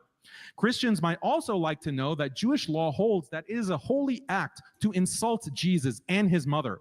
Islam, by contrast, considers insult to Jesus or his mother as an act of blasphemy that merits capital punishment. Christians, like David Wood, of course, have no problem with Jews insulting Jesus. He thinks that that's a perfectly acceptable act of free expression. But David has a big problem if Muslims put an end to blasphemy against Jesus. So who actually respects Jesus more? In Judaism, it's also considered a holy act to spit on the followers of Christ and to even kill them as idolaters. The Talmud gives a general... We're not Jews, gang. I don't know what to say. Like we don't follow this. Like I don't. Where have we been, bro? Where have we strayed too far?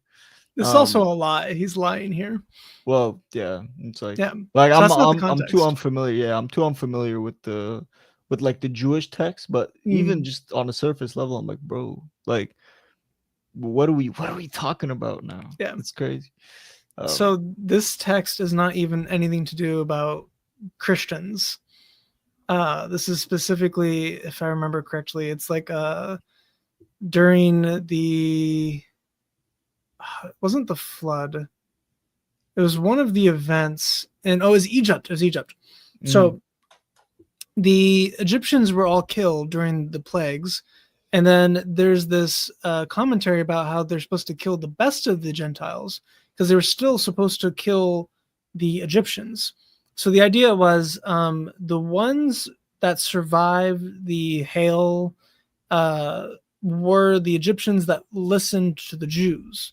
So because they listened to the Jews, they were spared from the plagues and they didn't die. So their livestock, because they were on chariots, their horses that were not horses / camels / donkeys, whatever was actually pulling the chariots, their chariots, their animals that were pulling the chariots were still alive. Therefore, it survived the hail. That means that these were Gentiles who believed in Israel, and now they're still chasing them into the Red Sea. So this says to kill even the best of the Gentiles. These are the Gentiles that did not, that believed the Jews and didn't blaspheme against Yahweh. So this context is specifically just Egypt. Okay. In Moses' story. That's all this is. It does not apply to Gentiles nowadays. It does not apply to Christians. It doesn't apply to anyone at all. It's just about the Egyptians. So he's lying through his teeth. Bro. Even if you like give him some favor, it's like, oh, maybe he just misspoke, but it's like, I don't know. No, bro. I don't think he's ever actually read the Talmud in any way. Well, yeah, I've read large sections of the Talmud. The Talmud's a crazy document. But if you've read the Talmud, you know that it's a bunch of commentaries on the same passages over and over again. So it's usually the Mishnah says something, the Gemara comments on the Mishnah, then the Midrash or Derish, it is commentary on the commentary. So the things he's quoting right here, it's usually like the Gemara asks this and this and this, Rabbi this said this, Rabbi that said that, and then just goes through. So you have like multiple rabbis, one after the other, commentating on something and giving their explanations. And it's the third level of interpretation in the Jewish Perez is the name for it. It's an acronym. So it's Peshatz, Remez, Deresh, and Sod. So they have this level of interpretation that is in the Talmud, and all of the things he's quoting right now is the third level of interpretation. That is not the Peshat. It's not the plain reading of the text. It's not even the Remez. It's not even like hiddenness inside the text. It's the obscurities of rabbis' opinions. People would not take this as truth, would not take this as divine command. The fact he's using it and skewing the Talmud in such a way that it is the holy commands of God is false. Not even the most like staunch Orthodox rabbi would be like, oh yeah, of course, everything Maimonides said was absolute divine command. That's insane. They don't even believe that of the Torah. Yeah. Let alone the oral Torah or the Midrash. That's just, it's so dumb. What would be the most holy, quote unquote, considered the most holy text in Judaism? What would that be? Would that be the Torah? Torah, right? Because that's what I hear. I'm like, Torah. Like when I think of Judaism, I'm like, oh, Torah. Like the Talmud. I mean, they'd probably say the Tanakh in general. So like the whole Old Testament. Yeah, fair but enough. Torah specifically, like they spend so much of their lives studying the Torah.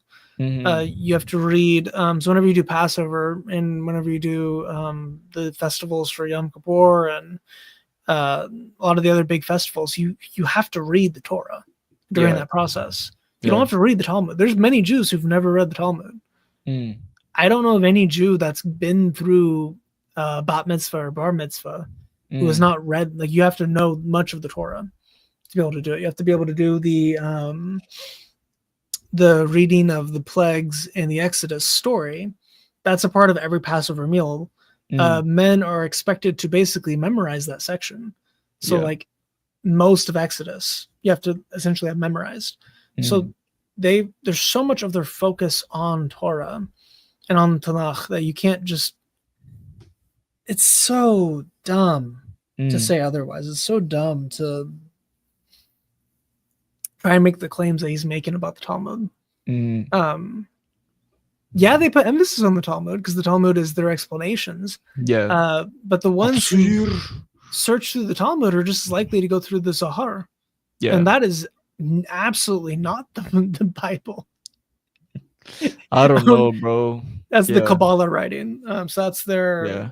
That's whenever they get into some strange stuff. Yeah. That's the Sod writing of the rabbis. It is really dumb, really all over the place. Yeah. I kind of just want to read large sections of it on stream one day. Yeah. And make fun of it. But yeah. No, I don't get it. Yeah. Which religion portrays Jesus with more respect? Islam or Christianity, by the way. But keep going. Yeah, that's supposed to be the debate. What a command to kill Gentiles. It says, kill the best of Gentiles, smash the head of the best of snakes. But Maimonides, one of the biggest Jewish religious authorities in history, makes this command specific to Christians who are referred to as idol worshippers. Quote, we may not draw up a covenant with idolaters who will establish peace between them and us and yet allow them to worship idols. As Deuteronomy states, do not establish a covenant with them. Rather, they must renounce their idol worship or be slain. It is forbidden to have mercy upon them, as Deuteronomy states. Do not be gracious to them. Judaism not only prohibits Christians from... Again, taking something out of context. Yeah. To be fair, Maimonides, so Moses Maimonides, also known as Rambam, and Rashi, they were 11th century rabbis, and that was right around the time of the Inquisition and all of the slaughter of the Jews that was happening by the Latin Church. That caused a lot of anti-Christian sentiment among the Jews. So you get all of this really intense language around that time period that still exists a little bit to this day. But the visceral of Christians it wasn't really there before this period in time. The worst you get is that Jesus was boiling in feces. Even then, other rabbis pushed back and said, no, that's dumb. We shouldn't say that. Yeah. So he takes every negative view as if it is the standard Jewish position when it's not. People, the whole point of the Talmud, the whole point of the rabbinic authority is that people debate topics.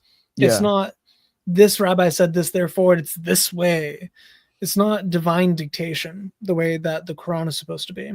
It's essentially like, to use their paradigm, if you were to say that every tafsir is on the level of the Quran, that would be the equivalent view. Okay. That's an insane view to have. Okay. To have commentary as on the level of scripture. That's not what the Jews think. That, at least the Jews I've talked to, the Jews I've seen, the Jews I've interacted with, the videos I've seen, the books I've read, articles I've read. Like, I've read a lot of Jewish sources for a variety of reasons. They don't have that view of the Midrash. And even whenever you bring up Midrash, so I've had multiple Jews that I've debated about, like the Messiah is a super common debate I have with Jews. Yeah. And I bring up Midrash on the Messiah being divine from Daniel 7, the Messiah being divine from Isaiah, because there are rabbis that think the Messiah is divine. Rabbi Akiva is one of them, who is a very well-respected rabbi. He's one of the ones on the Daniel 7 passage. Even with that, they're like, oh, or if you bring up like a Targum Jonathan, they're like, oh, that's just mostly Midrash. That doesn't count. And they go back to the text in Hebrew specifically. So if you bring up anything in Aramaic, and if you bring up the Talmud on a divine Messiah, they ignore it. That does not sound like the most holy book of Judaism. Yeah. If they just openly reject the things that make it Christianity sound to be true. Yeah. Oh yeah, check private chat real quick. Yeah, so I saw that as a comment under the video because I was just curious to see what the audience thought. But oh yeah, bro, Flash that for Can those. I If scroll not, down to that? well, No, dude, the comments are pretty wild in this video. I Yeah. love it. yeah. I don't know if I can actually flash that. I can post it as a comment Nah, and yeah, then flash it. true. But it's like, yeah, like it just says, yeah, that. David the Christian, here's what Allah and Muhammad say. Daniel the Muslim, have you heard of our Lord and Savior Bart Ehrman? Bart Ehrman wouldn't even agree with like their worldview. No, he It's like doesn't. it's like hijab try like talk to him, but even Bart was like, nah, but crucifixion happened, bro. Like, Yeah. it's like Muhammad got like it's like hijab. By the way, yeah, it's like he didn't get the win he thought he would get. It's like he just got made look bad on his own platform. Like, bro, Yeah. like these. Which I mean, Bart in the addendum to his the paperback version of his Misquoting Jesus book, Yeah, he makes the statement that of all of the manuscript differences we have that are viable and essentially real, like the actual difficulties we have in the text, out of all of them, there's not a single one that alters the message of Christianity. So even like some of the manuscript differences, for example, would be like the number of the beast being 666 versus 616. We don't know. We actually don't know. The best evidence we have is that it's 666 because we have a church father that says explicitly that it's 666 and he corrects a manuscript. So we have a letter that says that. Other than that, like we have the long Indian mark, we have the Johannine comma in 1 John, which is like probably someone's notes on the side that got worked into it. Yeah. And it's a Trinitarian passage. And we have the beginning of John 8 with Jesus and the woman caught in adultery. And then going to stone him, and he says, those without sin cast the first stone. That is in like 8 different places in the different manuscripts. It's also in Luke. It's in the beginning of Luke, the middle of Luke, the end of Luke, the end of John. I think it might even be recorded in one version of Matthew. So we have a bunch of early manuscripts that has that story. It's just not in that location. And if you read the end of John 7 and the beginning of John 8 after that part, it goes from one directly into the other. So the context, it breaks the context, insert that story there. So for sure, it does not fit there. Yeah. It likely doesn't fit anywhere. It probably did happen because we have so many early testimonies of that event, but it's not meant to be recorded in John 8. So we have those type of differences in the manuscripts that we don't know where they fit. And in a way that is textual corruption. We don't have the ending of Mark. We don't have where John 8 passage goes. We don't have John comma is just it was added later. So we're legitimately missing a portion of scripture. It's still better preserved than the Quran by a lot because we have so many manuscripts, because we can do textual criticism. And even with those things being omitted and changed, none of it changes Jesus's death, burial, resurrection. Yeah. I mean, or how to live as a Christian. It's repeated so much, like it's that important. Like that was never gonna get lost. And that's usually like a common criticism that Muslims used to make on the quote unquote lack of preservation of the Bible, being like, oh, there's so many translations, this and that. But like that works in our favor though. Like those translations aren't just like they weren't passed down through a telephone, like just one line, things like that over and over again. Then it's the same text being translated thousands of times, and then you can kind of compare them and kind of see, oh, okay, actually this is what they mean, this, and you add the historical, like you can kind of cross-reference them in that way. So like the Bible be preserved, bro. Like it's preserved much extremely better. well. Yeah, like very, very well. It's the most popular just document just in history in general.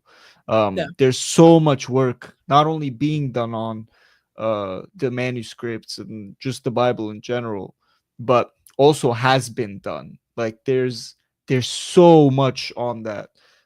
Islam doesn't really have that historicity that Christianity has. I mean, most of the scientists and like historians, a lot of them were Christian to begin with, but even secular ones, they've done a lot of work on it to kind of just figure it out and all that. But there's a lot, man. There's a lot. It's very well preserved, which is like its lack of preservation is a big myth that kind of gets pushed sometimes by the whole Islam telephone side. game narrative is so annoying. Yeah. It's so dumb. The idea that it's the telephone game.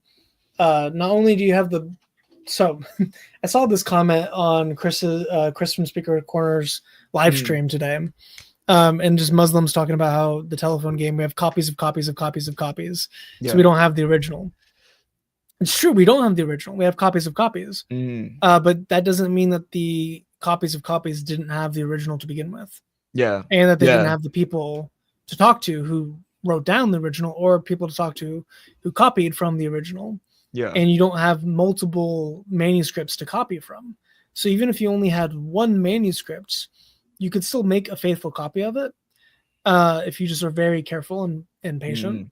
Now, granted, that's hard. It's almost impossible, if not entirely impossible, to have two handwritten manuscripts of that length that are going to be dot for dot preserved. Basically impossible. The Quran is not that way either, by the way. It's not dot for dot preserved in the manuscripts. Not even. We see alterations, we see tapings, we see rewritings. There's so many errors and changes. We see goats eating it, like, it's goats eating it, people dying in the Battle of Yamama. Yeah, Yamama. Yamama. Yeah, the mama's so fat she ate a goat, or the goat ate her. I don't know, whatever. Yeah. Oh man, talking about they do. They love their goats, the animal bro. stuff. Yeah. Oh, it's steeped in. Yeah. We do a lot of weird studies, guys. You don't want to see. Dude, the stuff we can't talk about on stream. It's insane. If only you knew. If we ever stream on Rumble, we'll probably go. For sure. We'll have like a separate tier, like on a separate platform. Like, okay, this is the uncensored. Yeah, like whatever. We can actually talk about Islam without censoring ourselves. Oh, bro, yeah.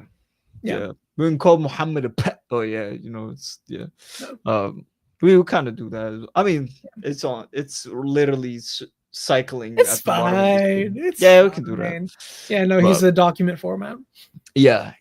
But yeah. Speaking of Chris's Corner, Chris from Speaker's Corner. Yes. Stay tuned. I don't know. That's what I have to say. I don't know. Be streaming with him next week. Yes. Next Wednesday. 20th. Oh yeah, true. Yes. Was it the 20th, right? Yes. Wednesday, 1 p.m. Central. Yep. Nice. I think it's like 7 p.m. his time. Yep. Perfect. The British time. Shout out Speaker's Corner. Yeah. Yes. So they'll do a stream on Islam and everything like Islamic that. dilemma. So stay tuned for that. Yeah. Anyway, so I saw his copy of a copy of a copy of a copy. And that's actually really good evidence for Christianity, because we have copies from all over the planet that all line up with like 98% accuracy. So even though there's more differences than we have manuscripts, we have more differences in the number of manuscripts we have than there are words in the text. That's a fact. But it doesn't really matter, both because we have so many manuscripts, so we can compare that word 10,000 times. And even if it is different in, let's say, 80% of them, the 20% of them that all are exactly the same, that's really good evidence for that word specifically being that word. So you can do a majority text view, where if the majority of our manuscripts have the same word or wording, that is likely the case, and that's likely the text. And Dan Wallace, he does textual criticism. He has a great presentation. And I'll link it in the description of this live stream after we're done. He goes over how you can show that even if you say the same sentence wrong over and over and over again by changing one word, if you say that sentence enough times, you can reconstruct what the original unaltered message should have been. And he does it with like, I'm going to meet you at 8 a.m. For brunch, I think was the original sentence. And he sent it like 20 times, and every single time a word was different. But you had all 20 sentences to compare, and you can see, oh yeah, the meaning of what he's trying to say is, he's going to meet me at 8 a.m. for brunch. Exactly. That's essentially what we can do with the Bible. Not only can you do it with the Bible's manuscripts, you can do it with the region of the manuscript. So we had regions of copies of the Bible that were made in different parts of the world that didn't communicate. So we had places in Alexandria and Egypt. We had places in, I believe Paris was as far north as it went, but Ephesus, Antioch, for some of the early documents, and Constantinople. So you're going like hundreds of miles difference in like Greeks versus Egypt versus I think Spain and Morocco also had their own manuscripts. So we have like the Ethiopian church or the Armenian church. They are very far removed from the Coptic church, and yet their manuscripts agree. Yeah, mostly. That's what I was gonna mention as well. It's like you can also like make the you can have context through the cultural differences as well of the time. You can make references of that. So like with the region, like they were all in things like that. If there was any like misunderstanding or anything, you could kind of make reference to the like what the culture was during that time, and you'd get some answers from that. Like what was back then, what was the consensus, or like how was the culture, like what's the context when they were saying this, like what did they mean, all that. So there's so much, and you can again do the cross-referencing thing, like, oh, this is actually what they like, this is what this says, when you've compared so many of them just at the same time, you kind of get the original answer. We also have church fathers quoting it. Yeah, we have enough there's quotations a lot, from the church fathers that we could recreate every word of the Bible several times over, because they quote their Bible in every single letter they write, and we have a lot of letters from the church fathers. Yeah, so we have multiple ways we could reconstruct all of the Bible, from Greek, from Latin, from Syriac, from Aramaic a little bit, and from German and English, because of how many manuscripts we have that are early. Now, English is like the way latest, but even with the English manuscripts, you can still pretty comfortably get back to the original message. So you could reverse engineer it back into Greek or Hebrew. But we have tens of thousands of manuscripts. Those are the ones that are actually documented. We have, I believe there's like tens of thousands or hundreds of thousands undocumented manuscripts of the Bible that we have, because it takes so much manpower to translate it. We don't have the manpower. So we're still getting new manuscripts all the time. People are discovering new manuscripts every year or so. And even with that, even every new manuscript we add to the pile is still confirming what we already have discovered, what we've already settled as the real text of Scripture, at least from the Greeks, or from like not Textus Receptus, but from the majority text, or from the Nestle Erland or Outland, whatever that Greek text is. That's what, like the NIV, the NASB, they're translated from that one. Regardless of what Greek corpus you're using to translate the Bible, we have very good evidence that those Greek corpuses are pretty much what Jesus would have said. And even if we don't have Jesus, we have Paul for sure. And Paul's letters have creeds that tell Jesus is God, died, resurrected. So even if the Gospels are suspect, we still have Paul's letters, which most historians agree upon. They agree on 1 Corinthians. They agree on Romans as being authentic writings from Paul, the Pharisee, the ex-Pharisee. Yeah. So even like Bartman would be like, yeah, of course Paul wrote 1 Corinthians. Just there's too much, man. Yeah, like there's too much. You can't ignore it. That's a big point. A lot of Christians don't bring up in these debates. It's like, bro, just the pure like amount of stuff on Christianity like has to be not proof necessarily, but some sort of like indication, like there's too much evidence here. Like how can you like ignore it? So it'd be crazy, man. It'd be crazy. Okay, we're ready for more Haqiqatjou? Yes. Practicing their religion, but actually requires slaying Christians. Also, hold on, bro. Hold on. Just pause. I have to mention this. I mentioned it so many times. How is bro not in jail? Anyways, keep going. Oh, yeah, with his hard drives. Again, bro, not going to commit defamation. Yes. someone should be True. looking at his computers. Yeah. Like, I'm not saying throw him in jail. It's just like He should be he's investigated. in the US, yeah. Yeah, he's in Is he Texas. in the US. He's in Texas. Brother. Yeah. There's people that would like game end these files, yeah. I was talking to my pastor about doing an Islam series at the church, and I started talking about the stuff with Aisha, and he just stopped me. He just stared at me and said, "Man, that's the type of stuff I would go to prison for." Bro, it's true. It's true. Like, I'm just confused because, like, you see this all the time. Like, you know, people, like, there are good people when they see, like, people touching kids. Or, again, not saying Pikachu did this, but, like, it's just like everyone's like, yo, if I catch these people, I'm finna slime them out. Yeah. Bury This them. man has said, I don't want to misquote him. I don't know. I forgot exactly what it was, but this man is pro child marriage. Like, and he's in the US, and no one has slimed him out. Of consent, like, I think is the valid. That's what I'm saying, bro. Like, again, I'm not saying slime him out. I'm just kind of confused. Like, how is bro walking the streets like dangerous? I don't know, but it's insane. It do be like that with a lot of, like, again, people don't know Islam, but I'm just like perplexed by it. I'm like, wow, like people don't actually like people, they don't know this. Once they go to jail, though, it's like they find out it's raps. But bruh. I mean, there's Muslim gangs in jail. A lot of That is the true. Muslim Yeah. extremists are Well, coming from prison. Yeah. Well, that's the thing. Like, a lot of them, even this is more of like a vacuum. Like, it's more of like a prison thing. But a lot of them convert to Islam purely because of protection. It's mostly the case in the UK. It's like they just join because it's like, okay, this is protection. I'm with the like, once you're Muslim, it's like you're safe here. So a lot of them convert for that revert. They convert for that reason.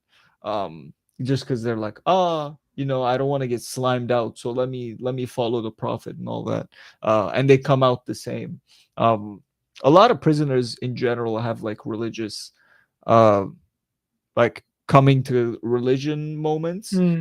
David Wood came to Christ to be like, he was an interesting Donnie before that, but yeah, it's like a lot of them have that moment, but some of them don't really think about it too much, except for like, oh, I'll be safe, so they just convert to Islam. So they have a lot of conversions in prison, but yeah, it's also like the creed of what the people are. So they're more inclined to join like a more aggressive, like, just faith in general. It speaks to them more. I've had like situations like that, you know, like some ideas I'm more drawn to because it's already part of my lifestyle. So Christian, my testimony has been kind of like that, but in the positive way, where like no, not like no, I wasn't like slamming people out or anything, but I wasn't running down the ops. But yeah, it's like I had like some faithful or more traditional like views, and Christianity affirmed it, so it was easier for me to kind of like be drawn to it because I'm like, this affirms I'm right.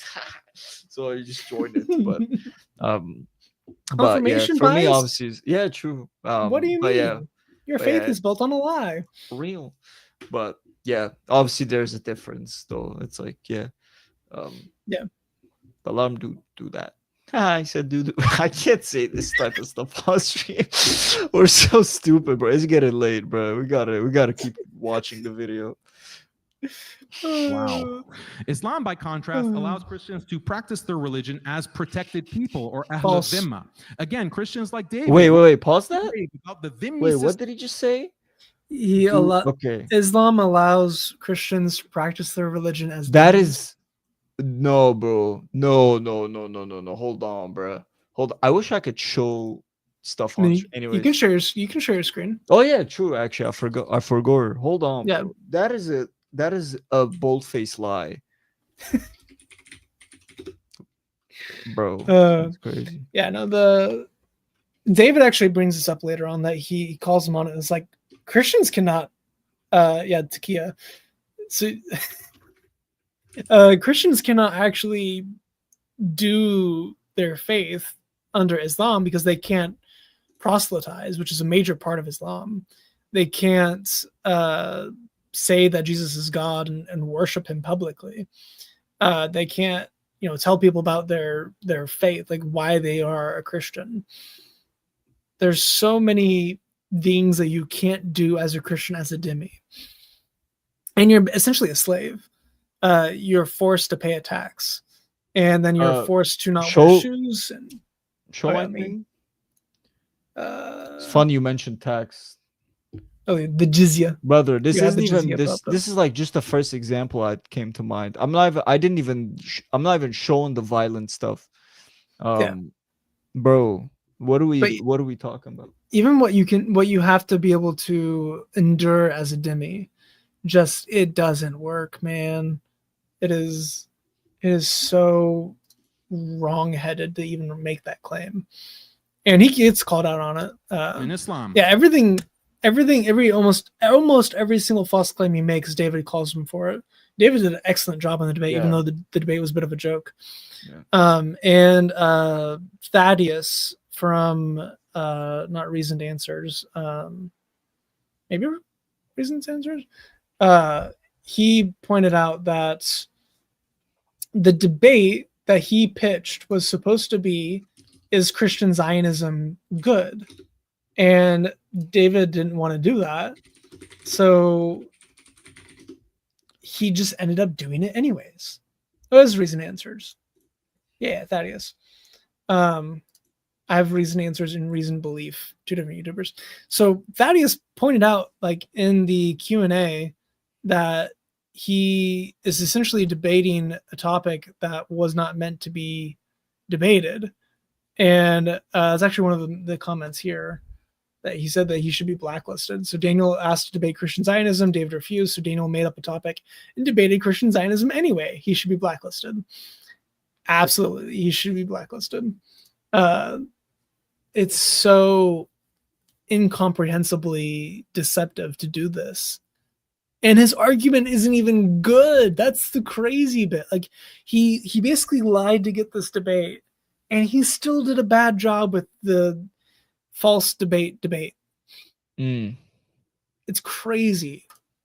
But will remain meek little mice before rabbinic Judaism, which is literally calling for Christian mass extermination.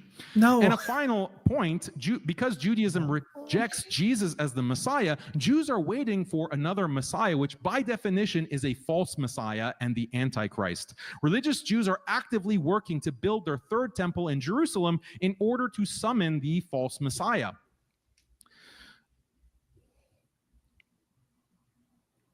Meanwhile, Christians like David Wood are actively involved in public relations for this Zionist cause. Please explain to us, David, how you can respect Jesus, but you can also support a people and a state that are actively involved in summoning the Antichrist. Aren't you in reality a prostitute for the literal Antichrist? Yet you pretend to be someone who respects Jesus Christ. I'm sure we'll discuss this more later in the debate, but for now, let's move on to the classical Christian understanding of Judaism. Prior to World War II, Christians based it keeps going. On Jews in light of how they are depicted in the New Testament in passages such as Matthew 27:25, which describes Jews gathering to witness the crucifixion. The verse reads, "Then the people as a whole answered, 'His blood be on us and our children.'" This verse was interpreted by church fathers like John Chrysostom as self-declared Jewish guilt for killing God, which justified collective that's funny. Jews across generations. In John chapter 8, Jesus is addressing a group of Jews who are accusing him of being demon-possessed. Jesus tells them that they're plotting to kill him and that their father is not Abraham, but the devil. Quote, "You are of your father, the devil, and your will is to do your father's desires." Many passages in John describe how the Jews persecuted Jesus and even stoned him. In 1 Thessalonians 2, Paul writes, quote, "The Jews who killed both the Lord Jesus and the prophets and also drove us out, they displease God and oppose all men. The wrath of God has come upon them at last." Overall, the New Testament presents Jews as the central antagonists to Christ and his message. The early church fathers recognized this and wrote extensively condemning Jews for committing deicide. In his book, Contra Faustum, Augustine remarks, "Not by bodily death shall the ungodly race of carnal Jews perish. Scatter them abroad, take away their strength, and bring them down, O Lord." Early Hippolytus wrote his treatise against the Jews, in which he says the Jews had been darkened in the eyes of your soul with a darkness utter and everlasting. In Luke 19:27, Jesus says, "But as for these enemies of mine who did not want me to rule over them, bring them here and slaughter them in my presence." That's Jesus, by the way. Where is it? It's in a parable. Okay. In a parable. Okay. So the quote is it's Jesus being a king. Okay. And it's not actually Jesus talking, which every Muslim that uses this passage conveniently leaves out that Jesus is telling a story. He's telling a story about a king. And in that story, the king says, "Who are these enemies of mine? Bring them here and slaughter them at my feet." That's an actual quote of Jesus, but he's telling a story. It's not like Jesus is commanding all the Jews to be slaughtered at his feet. That's how every single Muslim portrays it, even though the Muslim has to affirm Jesus is the Messiah and a prophet. Yeah. And they have to affirm the Injil, which is absolutely the New Testament. Oh, bro, yeah. It's so mind-bendingly stupid why they make these arguments to begin with. And again, he's taking things out of context. And even if these church fathers do believe that, which many of them did, many of the church fathers were anti-Semites, that doesn't mean Christianity is anti-Semitic by nature. The Bible is not anti-Semitic. It's made by Jews. There's only one non-Jewish writer in the Bible, possibly two with the author of Hebrews. There's only one confirmed non-Jewish author in the Bible, and he's likely half Jewish.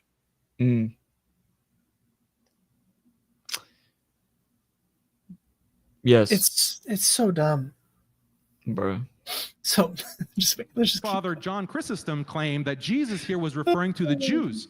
Many more examples can be given, from Ignatius to Origen to Tertullian.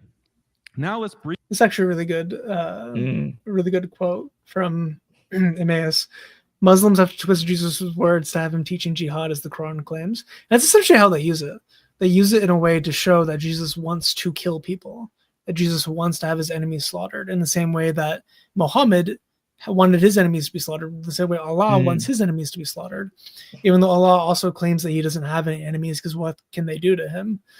Which is super stupid. Okay. So it's dumb, man. It's I don't need to eliminate people for not being I don't need to eliminate people for not being a threat. Like I don't know if that's a claim you could kind of make. It's like, oh nah, they can do nothing to me. Please end them. Please, I don't want them here. And it's like, okay, fair enough. It's weird. Also, I just like that as just like a approach. Like they claim the Bible's corrupted, but they keep trying to use it to like affirm their own thing. Because they have to. They have no legitimacy outside of the Bible. The Quran by itself has absolutely no legitimacy. The only legitimacy that it claims to have is it confirms the previous scriptures. That's the only legitimacy the Quran gives for itself. Yeah. That's it. So if they entirely abandon the Bible, they have nothing to stand upon. No foundation. Just as Christians, the Quran says that Christians have nothing to stand upon unless they stand upon the Torah and the Injil.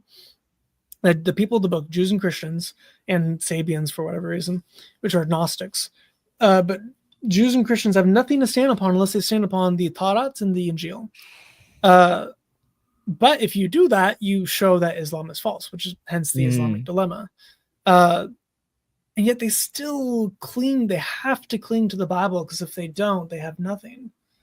So they're stuck in this catch-22 of needing to use the Bible to authenticate themselves, which is why they go to John as, Jesus or Muhammad is the Paraclete, the Holy Spirit that Jesus sends. They have to do that because without it, they don't have Muhammad, because Muhammad claimed to be in the Bible. So if you don't use the Bible, you have no Islam. If you use the Bible, you have no Islam. So you have to attack the Bible with the Bible, but also confirm the Bible in order to confirm your own belief. Real. It's such a strange belief system to have. Yeah.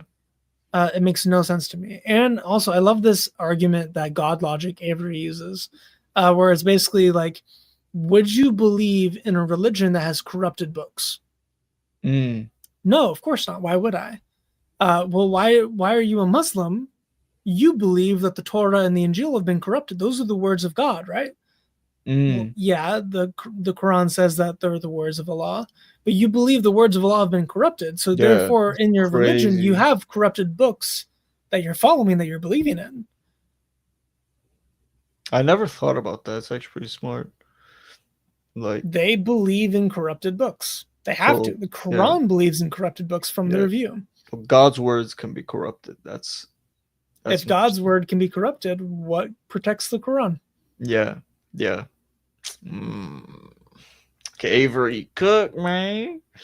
Cook, bruh. Yeah. You be cooking, it is. chef. It is. Yeah. So bad. So bad. Anyway, let's continue his Jewish tirade. Survey the classical Christian theological positions on 3 issues. 1, the status of God's covenant with Israel and the Jews. 2, the salvation of Jews. And 3, the necessity to convert Jews.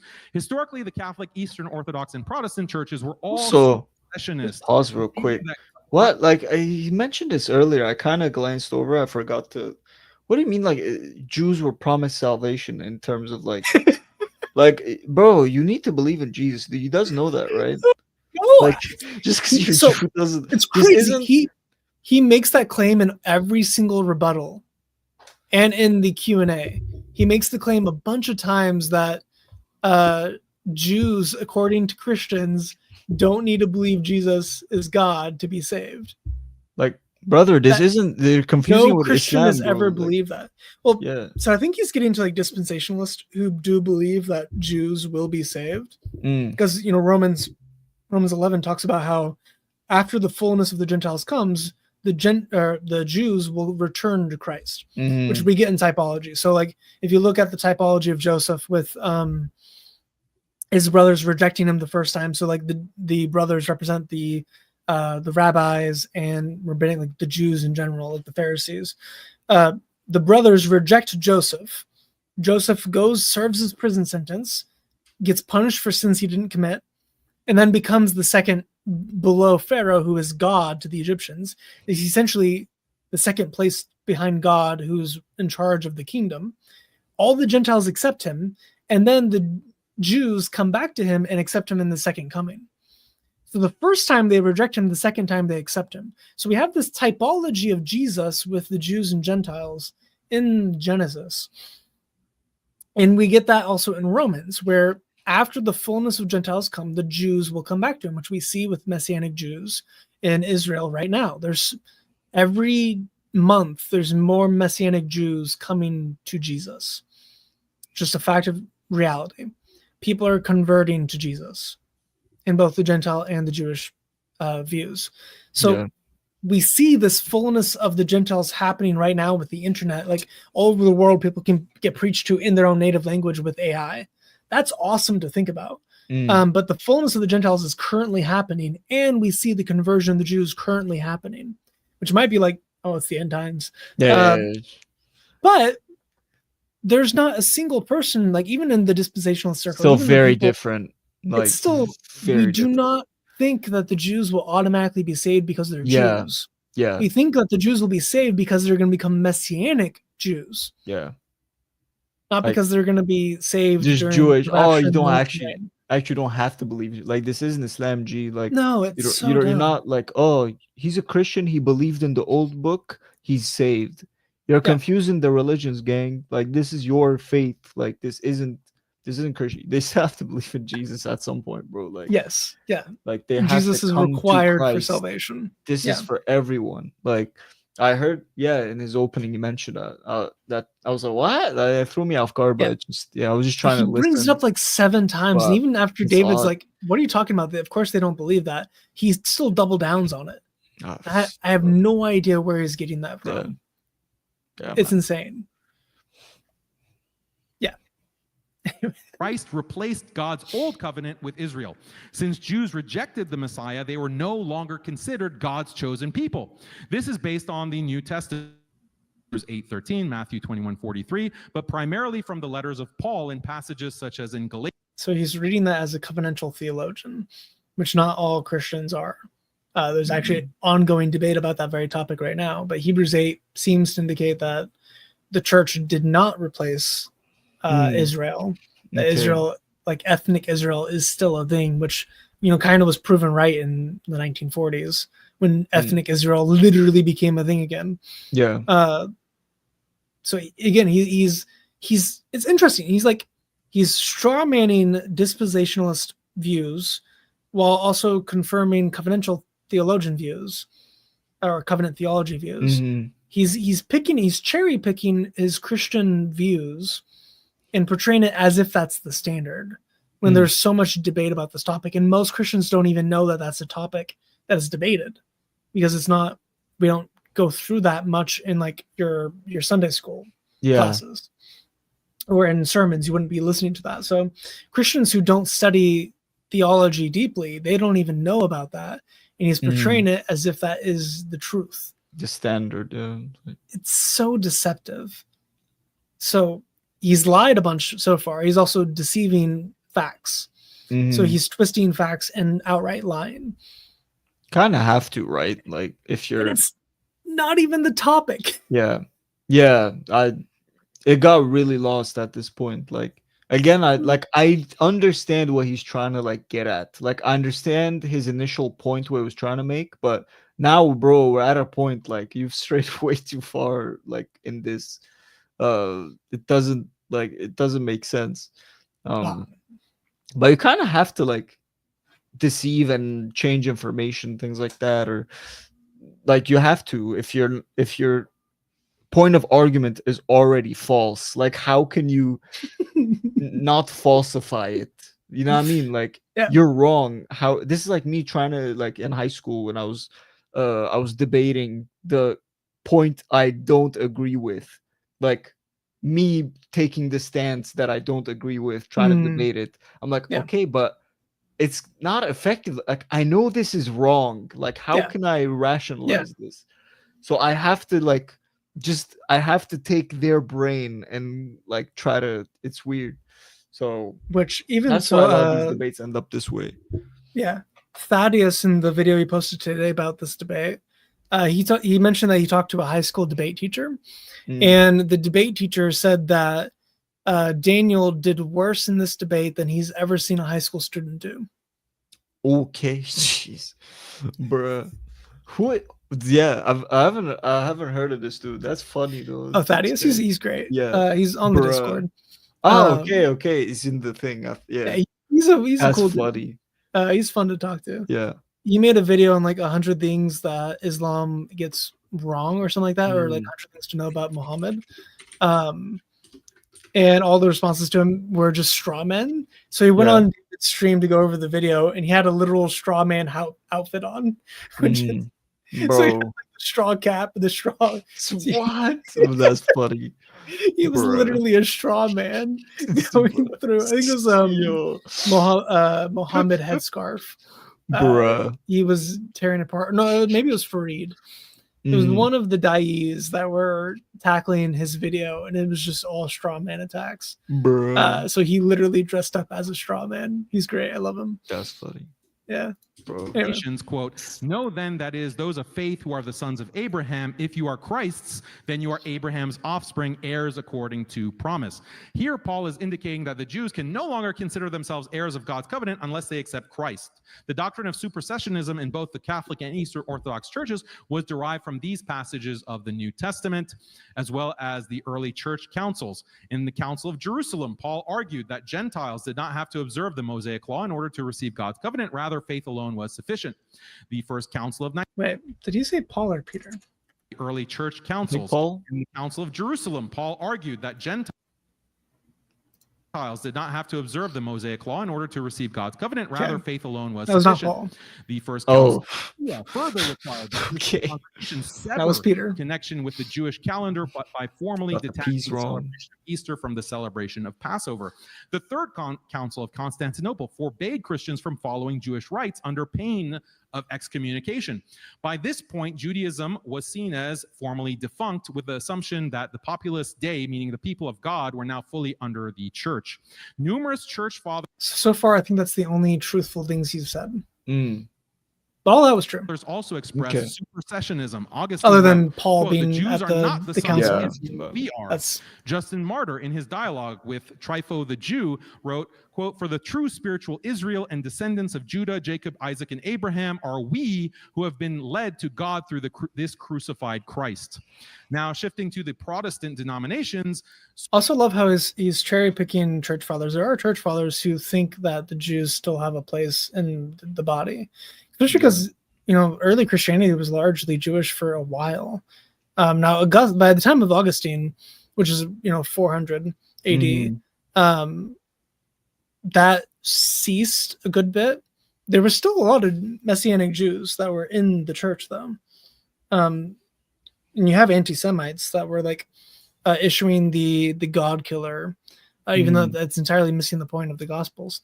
But it's just, he's still cherry picking. He's still trying to bring up. So at the beginning, if you notice, the beginning of his opening is Christians are too friendly to the Jews. Yeah. The end of his opening is Christians hate Jews. Yeah. Why? Supersessionism is clear from the very Also, start. I like that with I like that church father thing. It's like, I hear this quite a bit during the debates. He hasn't said it, but just by the cherry picking content, it's like, oh no, but all the church fathers agree. It's like Muhammad Hijab does this quite a bit. It's like, all you church fathers, they agree on it's like, bro, like there's a lot of church them, fathers. like, and they don't all agree. Like that's just like hyperbole. Other than Jesus being God, I don't think you have a single belief that is unanimously agreed upon by the church fathers. Yeah, like, and like that's like a breaking point of Christianity anyway. Yeah, you can't like be you're Christian you're if you in don't heresy believe in if that. you don't Yeah, have that. it's over. Yeah, so it's like, they always make that point. I'm like, bro, no, like there's a lot of opinions on this. Like there is debate on this. Yeah, it's insane. Yeah, it's like saying all scholars of Islam agree. Yeah, it's like, no, like I recognize, like, even like there are some things that I think most scholars of Islam would agree upon. Yeah, and it's like how you mistreat women. It's fair enough. They all agree about that. Like, hey, it's perfectly acceptable to beat your wife. Now they're like, oh, there's like gradations in that. If like the chicken cold, bro. If the chicken is cold, bro. Yeah, Muhammad Hijab being like, oh, all scholars agree you can lie to your wife.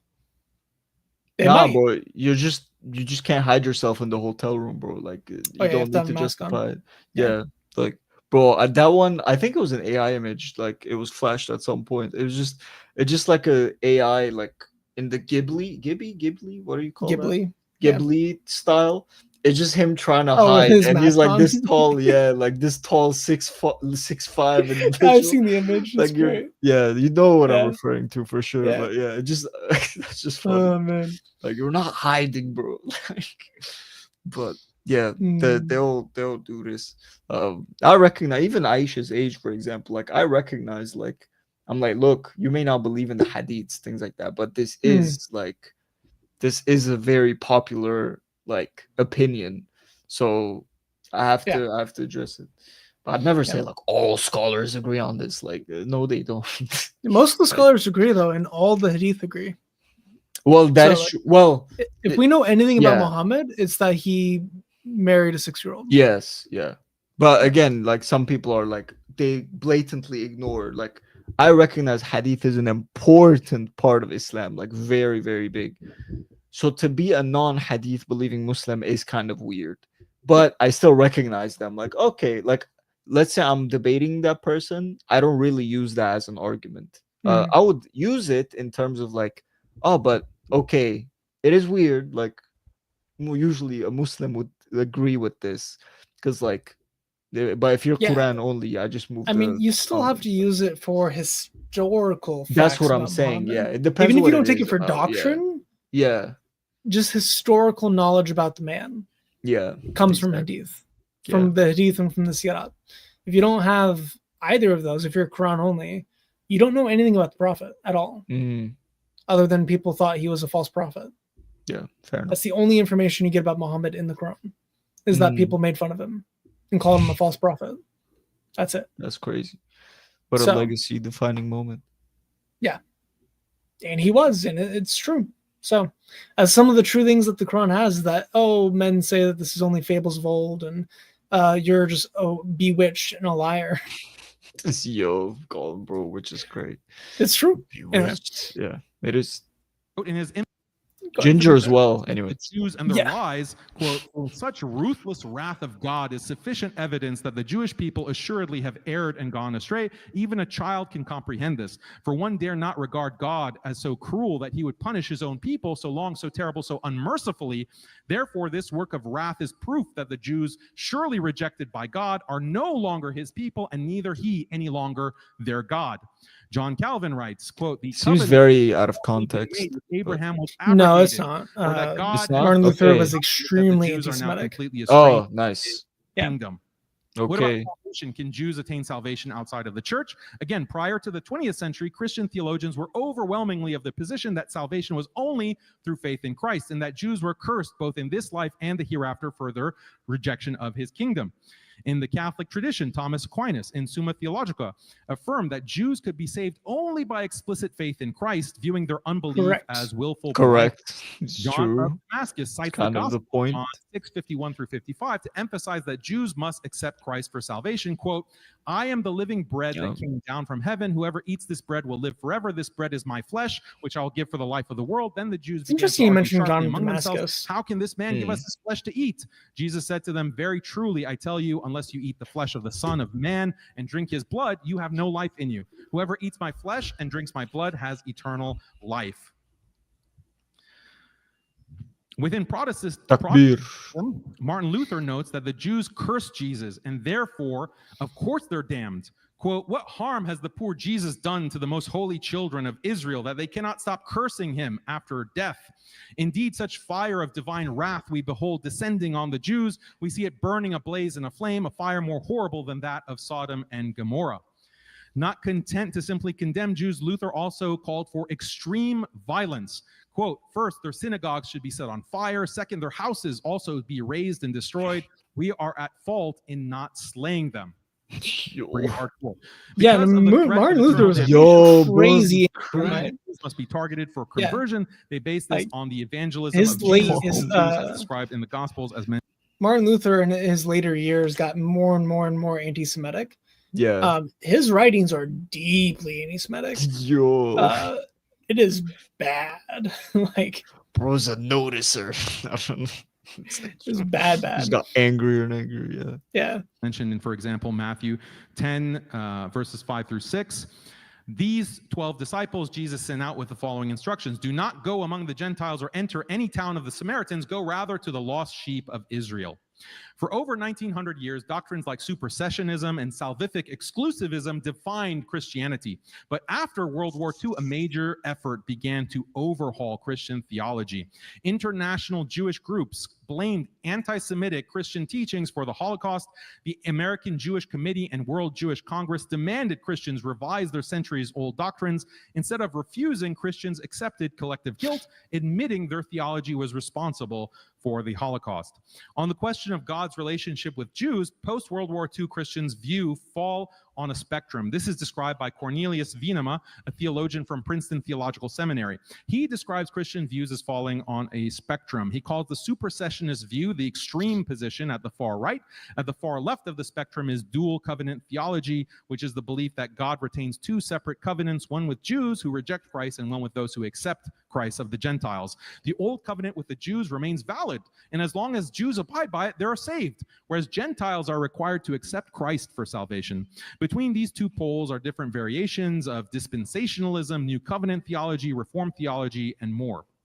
I can't summarize all the theology here, but to different degrees, these theologies affirm that yes, Jesus is the only path to salvation, but some way, somehow, Jews retain some form of a special status and are saved through some mystery or some future eschatological redemption.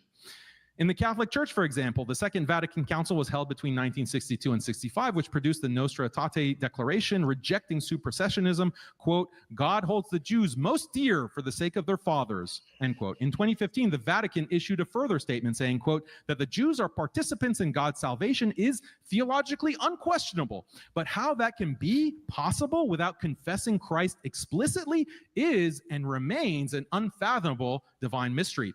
For previous Catholics, it was So that the 2015 statement is not binding on the church. Second Council, so the Nostra Aetate, or Aetate, or however you pronounce the last word. Something like that. Yeah, that is binding. It's also the council that says that Islam is from God, or that at least that Muslims worship the same God as us, which is why council, like, whenever the whole is Allah and Yahweh the same God debate was happening, it was mostly the Catholics that were supporting Allah being the same God as Yahweh. Interesting. Because they have to, because Second Vatican Council in the Gentilium Lumen, so the light to the Gentiles, that says that yes, they do actually follow the same God as us. They just follow it in the wrong way. So the Catholics are under pain of anathema, have to believe that Muslims can be saved and will be saved without Christ. So the Vatican, there's a lot of pre-Vatican Catholics who both Vatican I caused Catholics to deconvert and Vatican II caused Catholics to deconvert. And the Pope at the time invoked the blessings of John the Baptist on Islam. Crazy. Interesting. Absolutely insane. But what does that have to do with Christianity, with the Bible, with who's respecting Jesus more? What does that even have to do with Zionism? Again, like, he's pulling at threads, trying to make the case that Christians shouldn't support Zionism. Essentially what his argument is. Use the same PowerPoint, bro. Yeah. What? Long debate. Like, just... Yeah, like, he's not even bringing up any of the passages that are pro-Israel in the New Testament or the actual covenant in the Old Testament that says that they will have the land. So even like Jeremiah 31 through 34, the new covenant prophecy in the Old Testament, even that covenant still includes the Jews in it. Yeah. And it includes the Gentiles too, because it says many nations will come. But it includes primarily the Jews first. It is insane. Yeah. Well, straight too far, man. Clear that Christ was the only path to salvation. So insofar as Jews respected, or insofar as Jews rejected Christ, there could obviously be no salvation. But now the church has decided that Christ is still the only path to salvation, but Jews are also undoubtedly saved without Christ. How is this? I love how he's not actually bringing up the fact that the Vatican also says Muslims will be saved. Yeah, that would have helped him, but bro, it would undermine his position. Which is why in this one, yeah, for sure. In this one, okay, that makes sense. Yeah, he brings up what supports the Jews, but he's not bringing up what supports the Muslims. Yeah, because then it would undermine his position, because they are both favorable to the Muslims and to the Jews. And they're saying that Muslims also have this special salvation that God has in store. Yeah, he entirely admits that. Yeah, because it undermines his position. Bro. So again, he's being deceptive. He's being dishonest. Even in the fact, it's just, I don't get it. How anyone could take him seriously. Just following in his God's footsteps, bro. What can I say? I don't get it. Obvious logical contradiction possible? It's a mystery. Some Protestant churches have also bro. Just, this is like, no offense to the Catholics. Yeah, sometimes like some of these get brought up. I'm like, it's Catholicism though. Like it's, like some points I'm like, this isn't biblical. Like some things just aren't biblical in these, and they use it as a source every time Yeah, against like the Christianity. Catholic I'm like, Encyclopedia with Mary being 12. yeah, but I'm like, yes, they're Christian, but like, there's a difference. There's a difference. Mm. But it frustrates me every time. I'm like, bruh, like, if we were there, but it's fun. Divine mystery. Yeah, I was in gonna say 1987, Orthodox the U.S. position. Presbyterian Church rejected supersessionism. Sorry, I think I went too far. They rejected supersessionism. Bro, you've been too far, like 2 hours ago. The church, as communities elected by God, is, as the Apostle Paul expressed it, a mystery. We do not claim to fathom this mystery, but we cannot. Some Protestant churches have also embraced this absurdity as crazy. They retain more supersessionist tendencies, though there has been a concerted effort in the past 30 years to change this. Nonetheless, in 2019, the Ecumenical Patriarchate published a declaration stating that the Orthodox Christians look to the Jewish communities throughout the world not merely as to practitioners of another creed, but as to, in some sense, their spiritual elders in the history of God's saving revelations. The document further states, historically, Orthodox nations have dark histories of anti-Semitic violence and oppression. For all these evils, Christians must seek for God's forgiveness and expiation for these crimes against the Jewish people, specifically committed in Orthodox lands, and the church seeks both God's forgiveness as well as a deeper relation of love and regard with Jewish communities and the Jewish faith. So regardless of denomination, Christians today all prostrate themselves in love, devotion, and submission to their spiritual elders, God's especially chosen, bowing their heads in abject humility to the ultimate haters and vilifiers of Jesus. Is this respect for Jesus or a calumny against him? The irony of ironies is that Jews weren't the only victims of 20th century genocide. Millions of Christians were killed in Europe and Russia by Jewish communists like Lazar Kaganovich, who starved 3.5 to 5 million Christians in Ukraine. Millions more were killed in Soviet Russia by Bolsheviks, most of whom were ethnic Jews. Yet no Christian demanded Jews reform. Is he going to mention all the Christians slaughtered by Muslims? But wouldn't help his point. I So mean, their probably Armenian not. side was close to that number. Yeah. It's all Christians. But again, like, this has nothing. I don't know, man. This has nothing to do with the point. Like, I don't care. Like, what? It's so dumb. Yeah. Blame these atrocities on the town. Yeah, this his opening was so dumb. About halfway through it, I had to play it at two times speed to just get through it. Because I wanted to keep watching the debate, but I couldn't. I could not stand him. Yeah. So watching it at 1 time speed right now is just like. Hey, listen, bro. Yeah, actually, it's for the stream. Suffering. Yeah. I watch these texts which explicitly call for violence against Jesus' followers. These texts are still taught, by the way, and Jews in Israel and elsewhere continue to spit on Christians, kill them, and destroy churches. Do Christians have an ounce of respect for themselves, let alone Jesus, to demand Jews to reform their theology of Christ hate? No. All Christians can do is engage in hermeneutical gymnastics, making a mockery of their own theological tradition in order to accommodate the one and only religion in the world that teaches hatred of Christ. Imagine someone insulting Jesus, cursing him, claiming he's being tortured in hell, boiling in feces, calling his mother a harlot. Anyone who claims to respect Jesus would be disgusted and enraged. But if that person suddenly puts on a yarmulke, suddenly, he's a member of God's chosen, mysteriously retaining a special status with God and destined for salvation. Is that what you call respect for Christ? If so, I no longer know what respect. We don't approve of that, by the way. Ultimately, how can Christians claim to respect Jesus while honoring those who hate him most? It's true that Christians have historically committed atrocities against Jews, I admit it, but is the right response to disfigure one's theology? Where did that come from? Philo-Semitism? In contrast, Islam has never waged pogroms, inquisitions, or holocausts against Jews, nor have we warped our... But bro, we need to end stream, bro. I want to yell. Theology promise them salvation or elevate them as God's chosen or our spiritual elders. Islam maintains self-respect, and more importantly, we love Jesus enough not to venerate those who revile him. You got it. So I don't know if you noticed, there were people that laughed in the audience whenever he said they've never genocide people. I did not hear that, yeah. Because inquisitions or holocausts against Jews, nor they have actually laughed. Yeah, it's pretty subtle, but people were laughing in the audience at him several times in the debate, especially in the Q&A. Whenever he mentioned that Islam was, I believe he said like peaceful or something like that, people were like audibly laughing in the audience at some of the things he was saying. Bro. Okay. That's your worst take, my friend. Oh man. So that was his opening. Okay. On Close it, bro. Make that your close. Which religion portrays Jesus with more respect, Islam or Christianity? Wait, And Christian?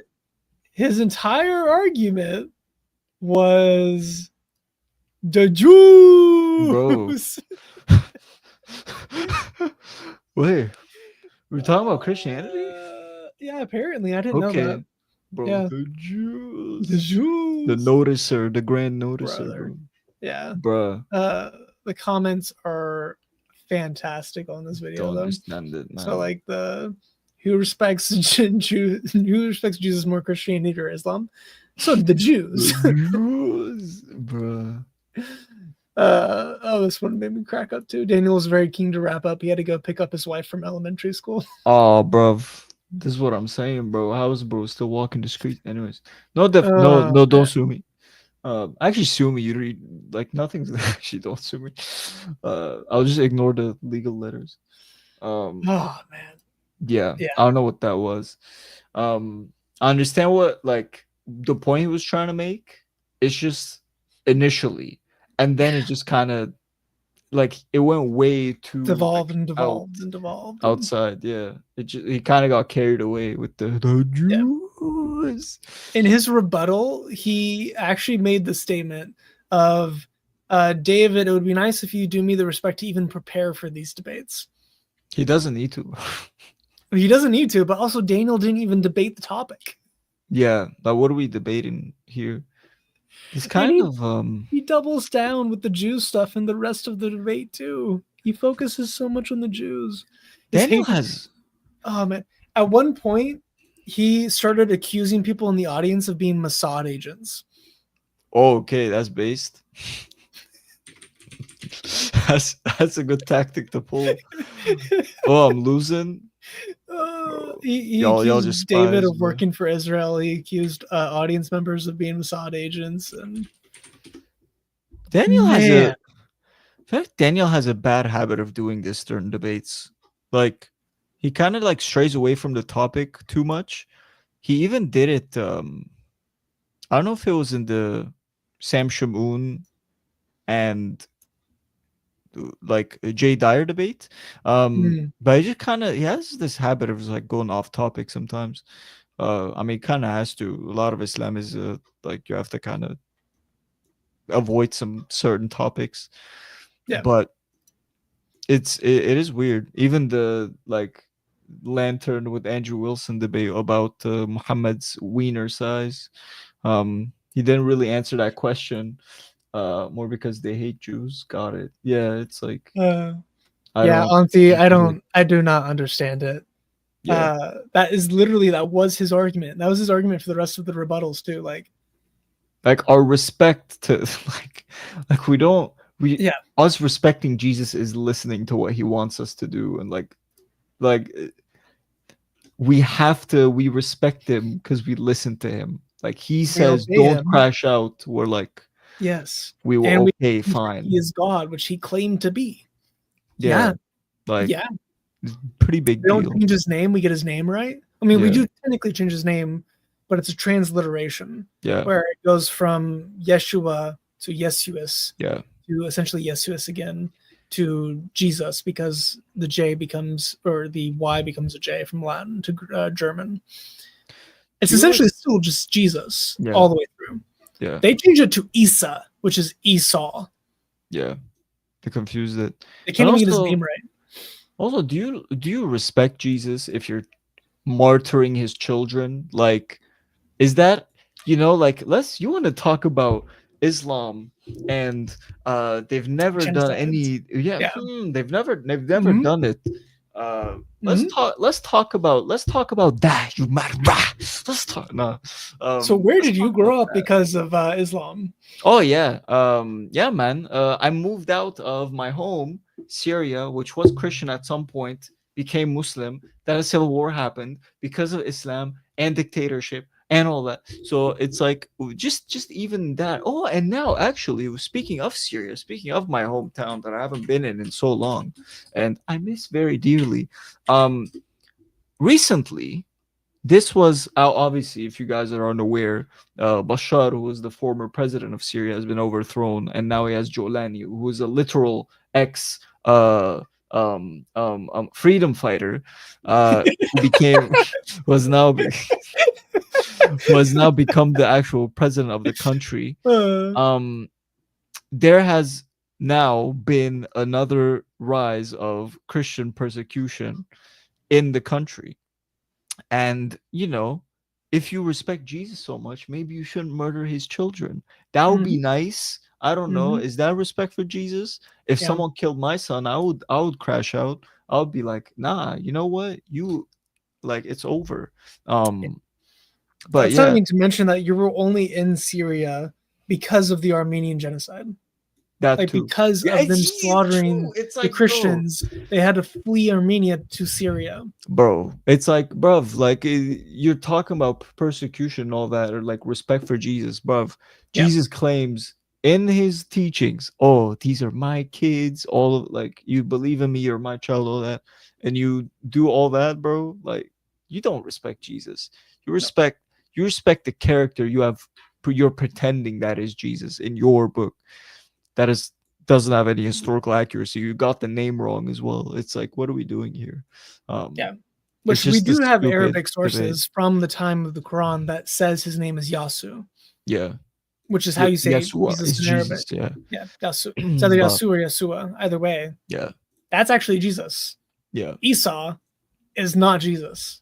It's an insult by Jews to make fun of Jesus. Yeah. So ironically, by them calling Jesus Isa, they are disrespecting Jesus by using a Jewish insult. Yeah. That is, bro. The irony in his position is amazing. Man. It's truly amazing. It's outrageous. Yeah. But they did one on Islamic dilemma. Nice. Yeah, you told me about that earlier. And I popped. Yeah, that one is way better. Nice. Way better quality from Daniel. Daniel actually brings up a handful of interesting critiques. That I think is valid to think about and go over. Yeah. He's still like lost so badly. And the Ummah are messed up about it. All the Da'i saying that he was an idiot, that he was unprepared, that he doesn't know what he's talking about. Nice. He should never do debates again. He shouldn't he's a clown. That was one of the comments. Those are Da'is saying that, not like average Muslims. Those are like actual Da'is, teachers, saying, hey, you should not be doing dawah anymore, guy. Hanging up. So both debates, all of them, to be honest, were terrible. In the first debate, he called someone autistic and fat. Looking like that, though. Sorry.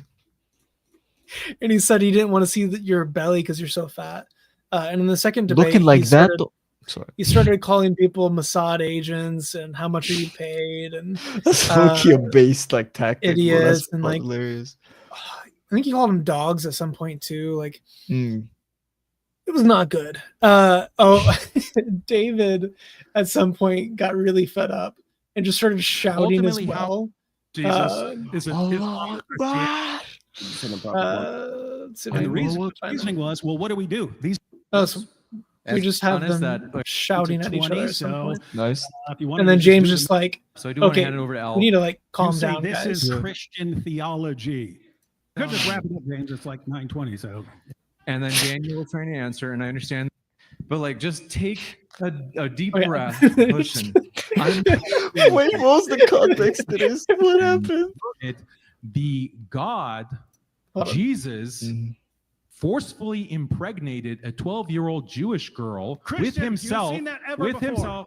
You can't handle it. You can't handle it, can you, David? You can't handle me speaking. You can't handle me speaking. If you're telling Muhammad did though. and verse, you can't give it to us. You should be able to give it to us. 1 second. Okay, gentlemen. All right. Hold on. You gotta, ma'am. You gotta relax for real. If I was running this conference, if their hecklers were shouting down the speaker, they're removed by the security. Yeah, I have to. If I was running this conference, this would be Sharia law, and we'll cut off your arms for speaking woman. Yeah, the Q&A was fiery. Bro, I'm watching this not tomorrow. Especially this bit. The young one back to Iraq. Yeah. Now, I'm surprised that Daniel will continue to say that they're starving, when in reality, the only two countries who care about them are the Israeli and the Americans. And the amount of aid going there, food and medicine, was taken by Hamas. Not one Muslim country in the 56 Muslim country. Hamas took I need to finish my took question, all the please. aid. I need to Hamas. finish my question, please. Not Hamas. one That's a pure Arab, by the way. country of all the neighboring, not just the one like Syria and Jordan and Egypt and Libya and Sudan. Not one Muslim country welcome one Muslim Palestinian family. I'm not finished. Let me get, because you interrupted my thought here. Now, Israel, between Gaza and Egypt, we have 3 walls, much greater than the Trump wall in the South America. We hate the Jewish people in the Muslim world. And we hate the Palestinian too. And we're willing to send all the aid the Palestinians need as bomb and whatever it is to kill a Jew. Even we know that that will kill the Palestinian. We do not have a problem with starvation. We have a problem with radical, extreme terrorist Hamas, whom that man you set him to debate is supporting. If our government in America know about him and his agenda, he should be arrested. Takbir, Allahu Akbar. This guy, if anyone doesn't know, he's an agent. He's paid by Israel. Yo, He's a token. He's a token brown person. Oh, I'm an Arab, and we want to kill all Jews. bro. Sit down. Sit down. Elite debate tactic, bro. I ain't gonna lie. man. That's the best thing you It's could have so said. good. I'm an It's so Arab. stupid. Want to kill Jews. All the aid that we send, is for killing the Yo. Jews.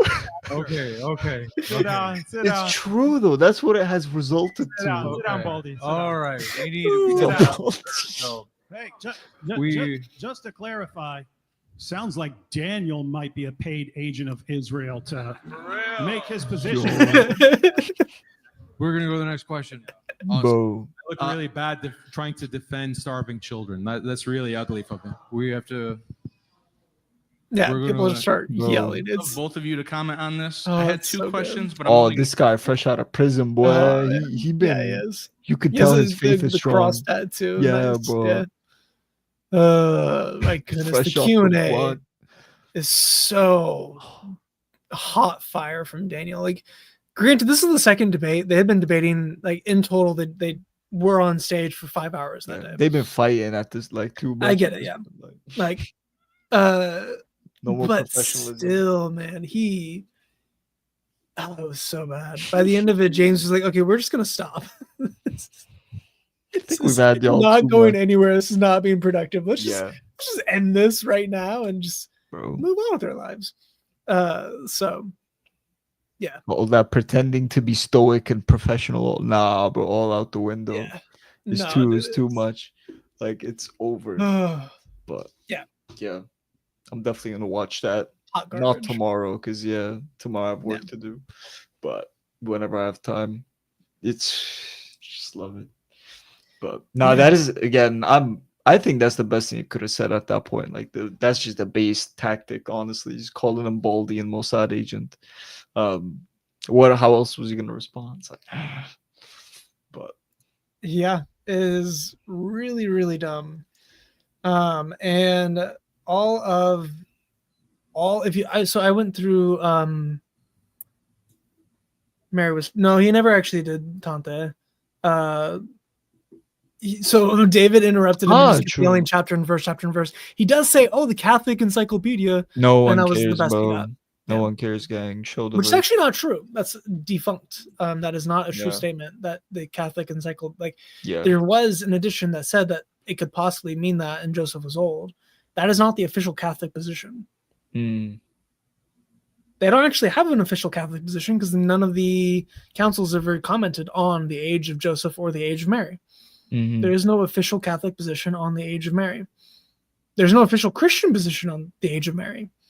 Mhm. But by all logic and reason, she was not 12 because they were already betrothed before the angel came, before she Mm. got pregnant. They were already betrothed. You only got betrothed at 15 and 3/4. So by the time you got married, every Jewish woman was at least 16. The Mm. norm was 18 to 22. Yeah. That was the norm in the time of Jesus. But by Talmudic tradition, you get engaged at the youngest by 15 and like 8 months or something like that. Mm. And you have to be betrothed for a year. So you're going to be closer to 16 or 17 whenever you're actually being married.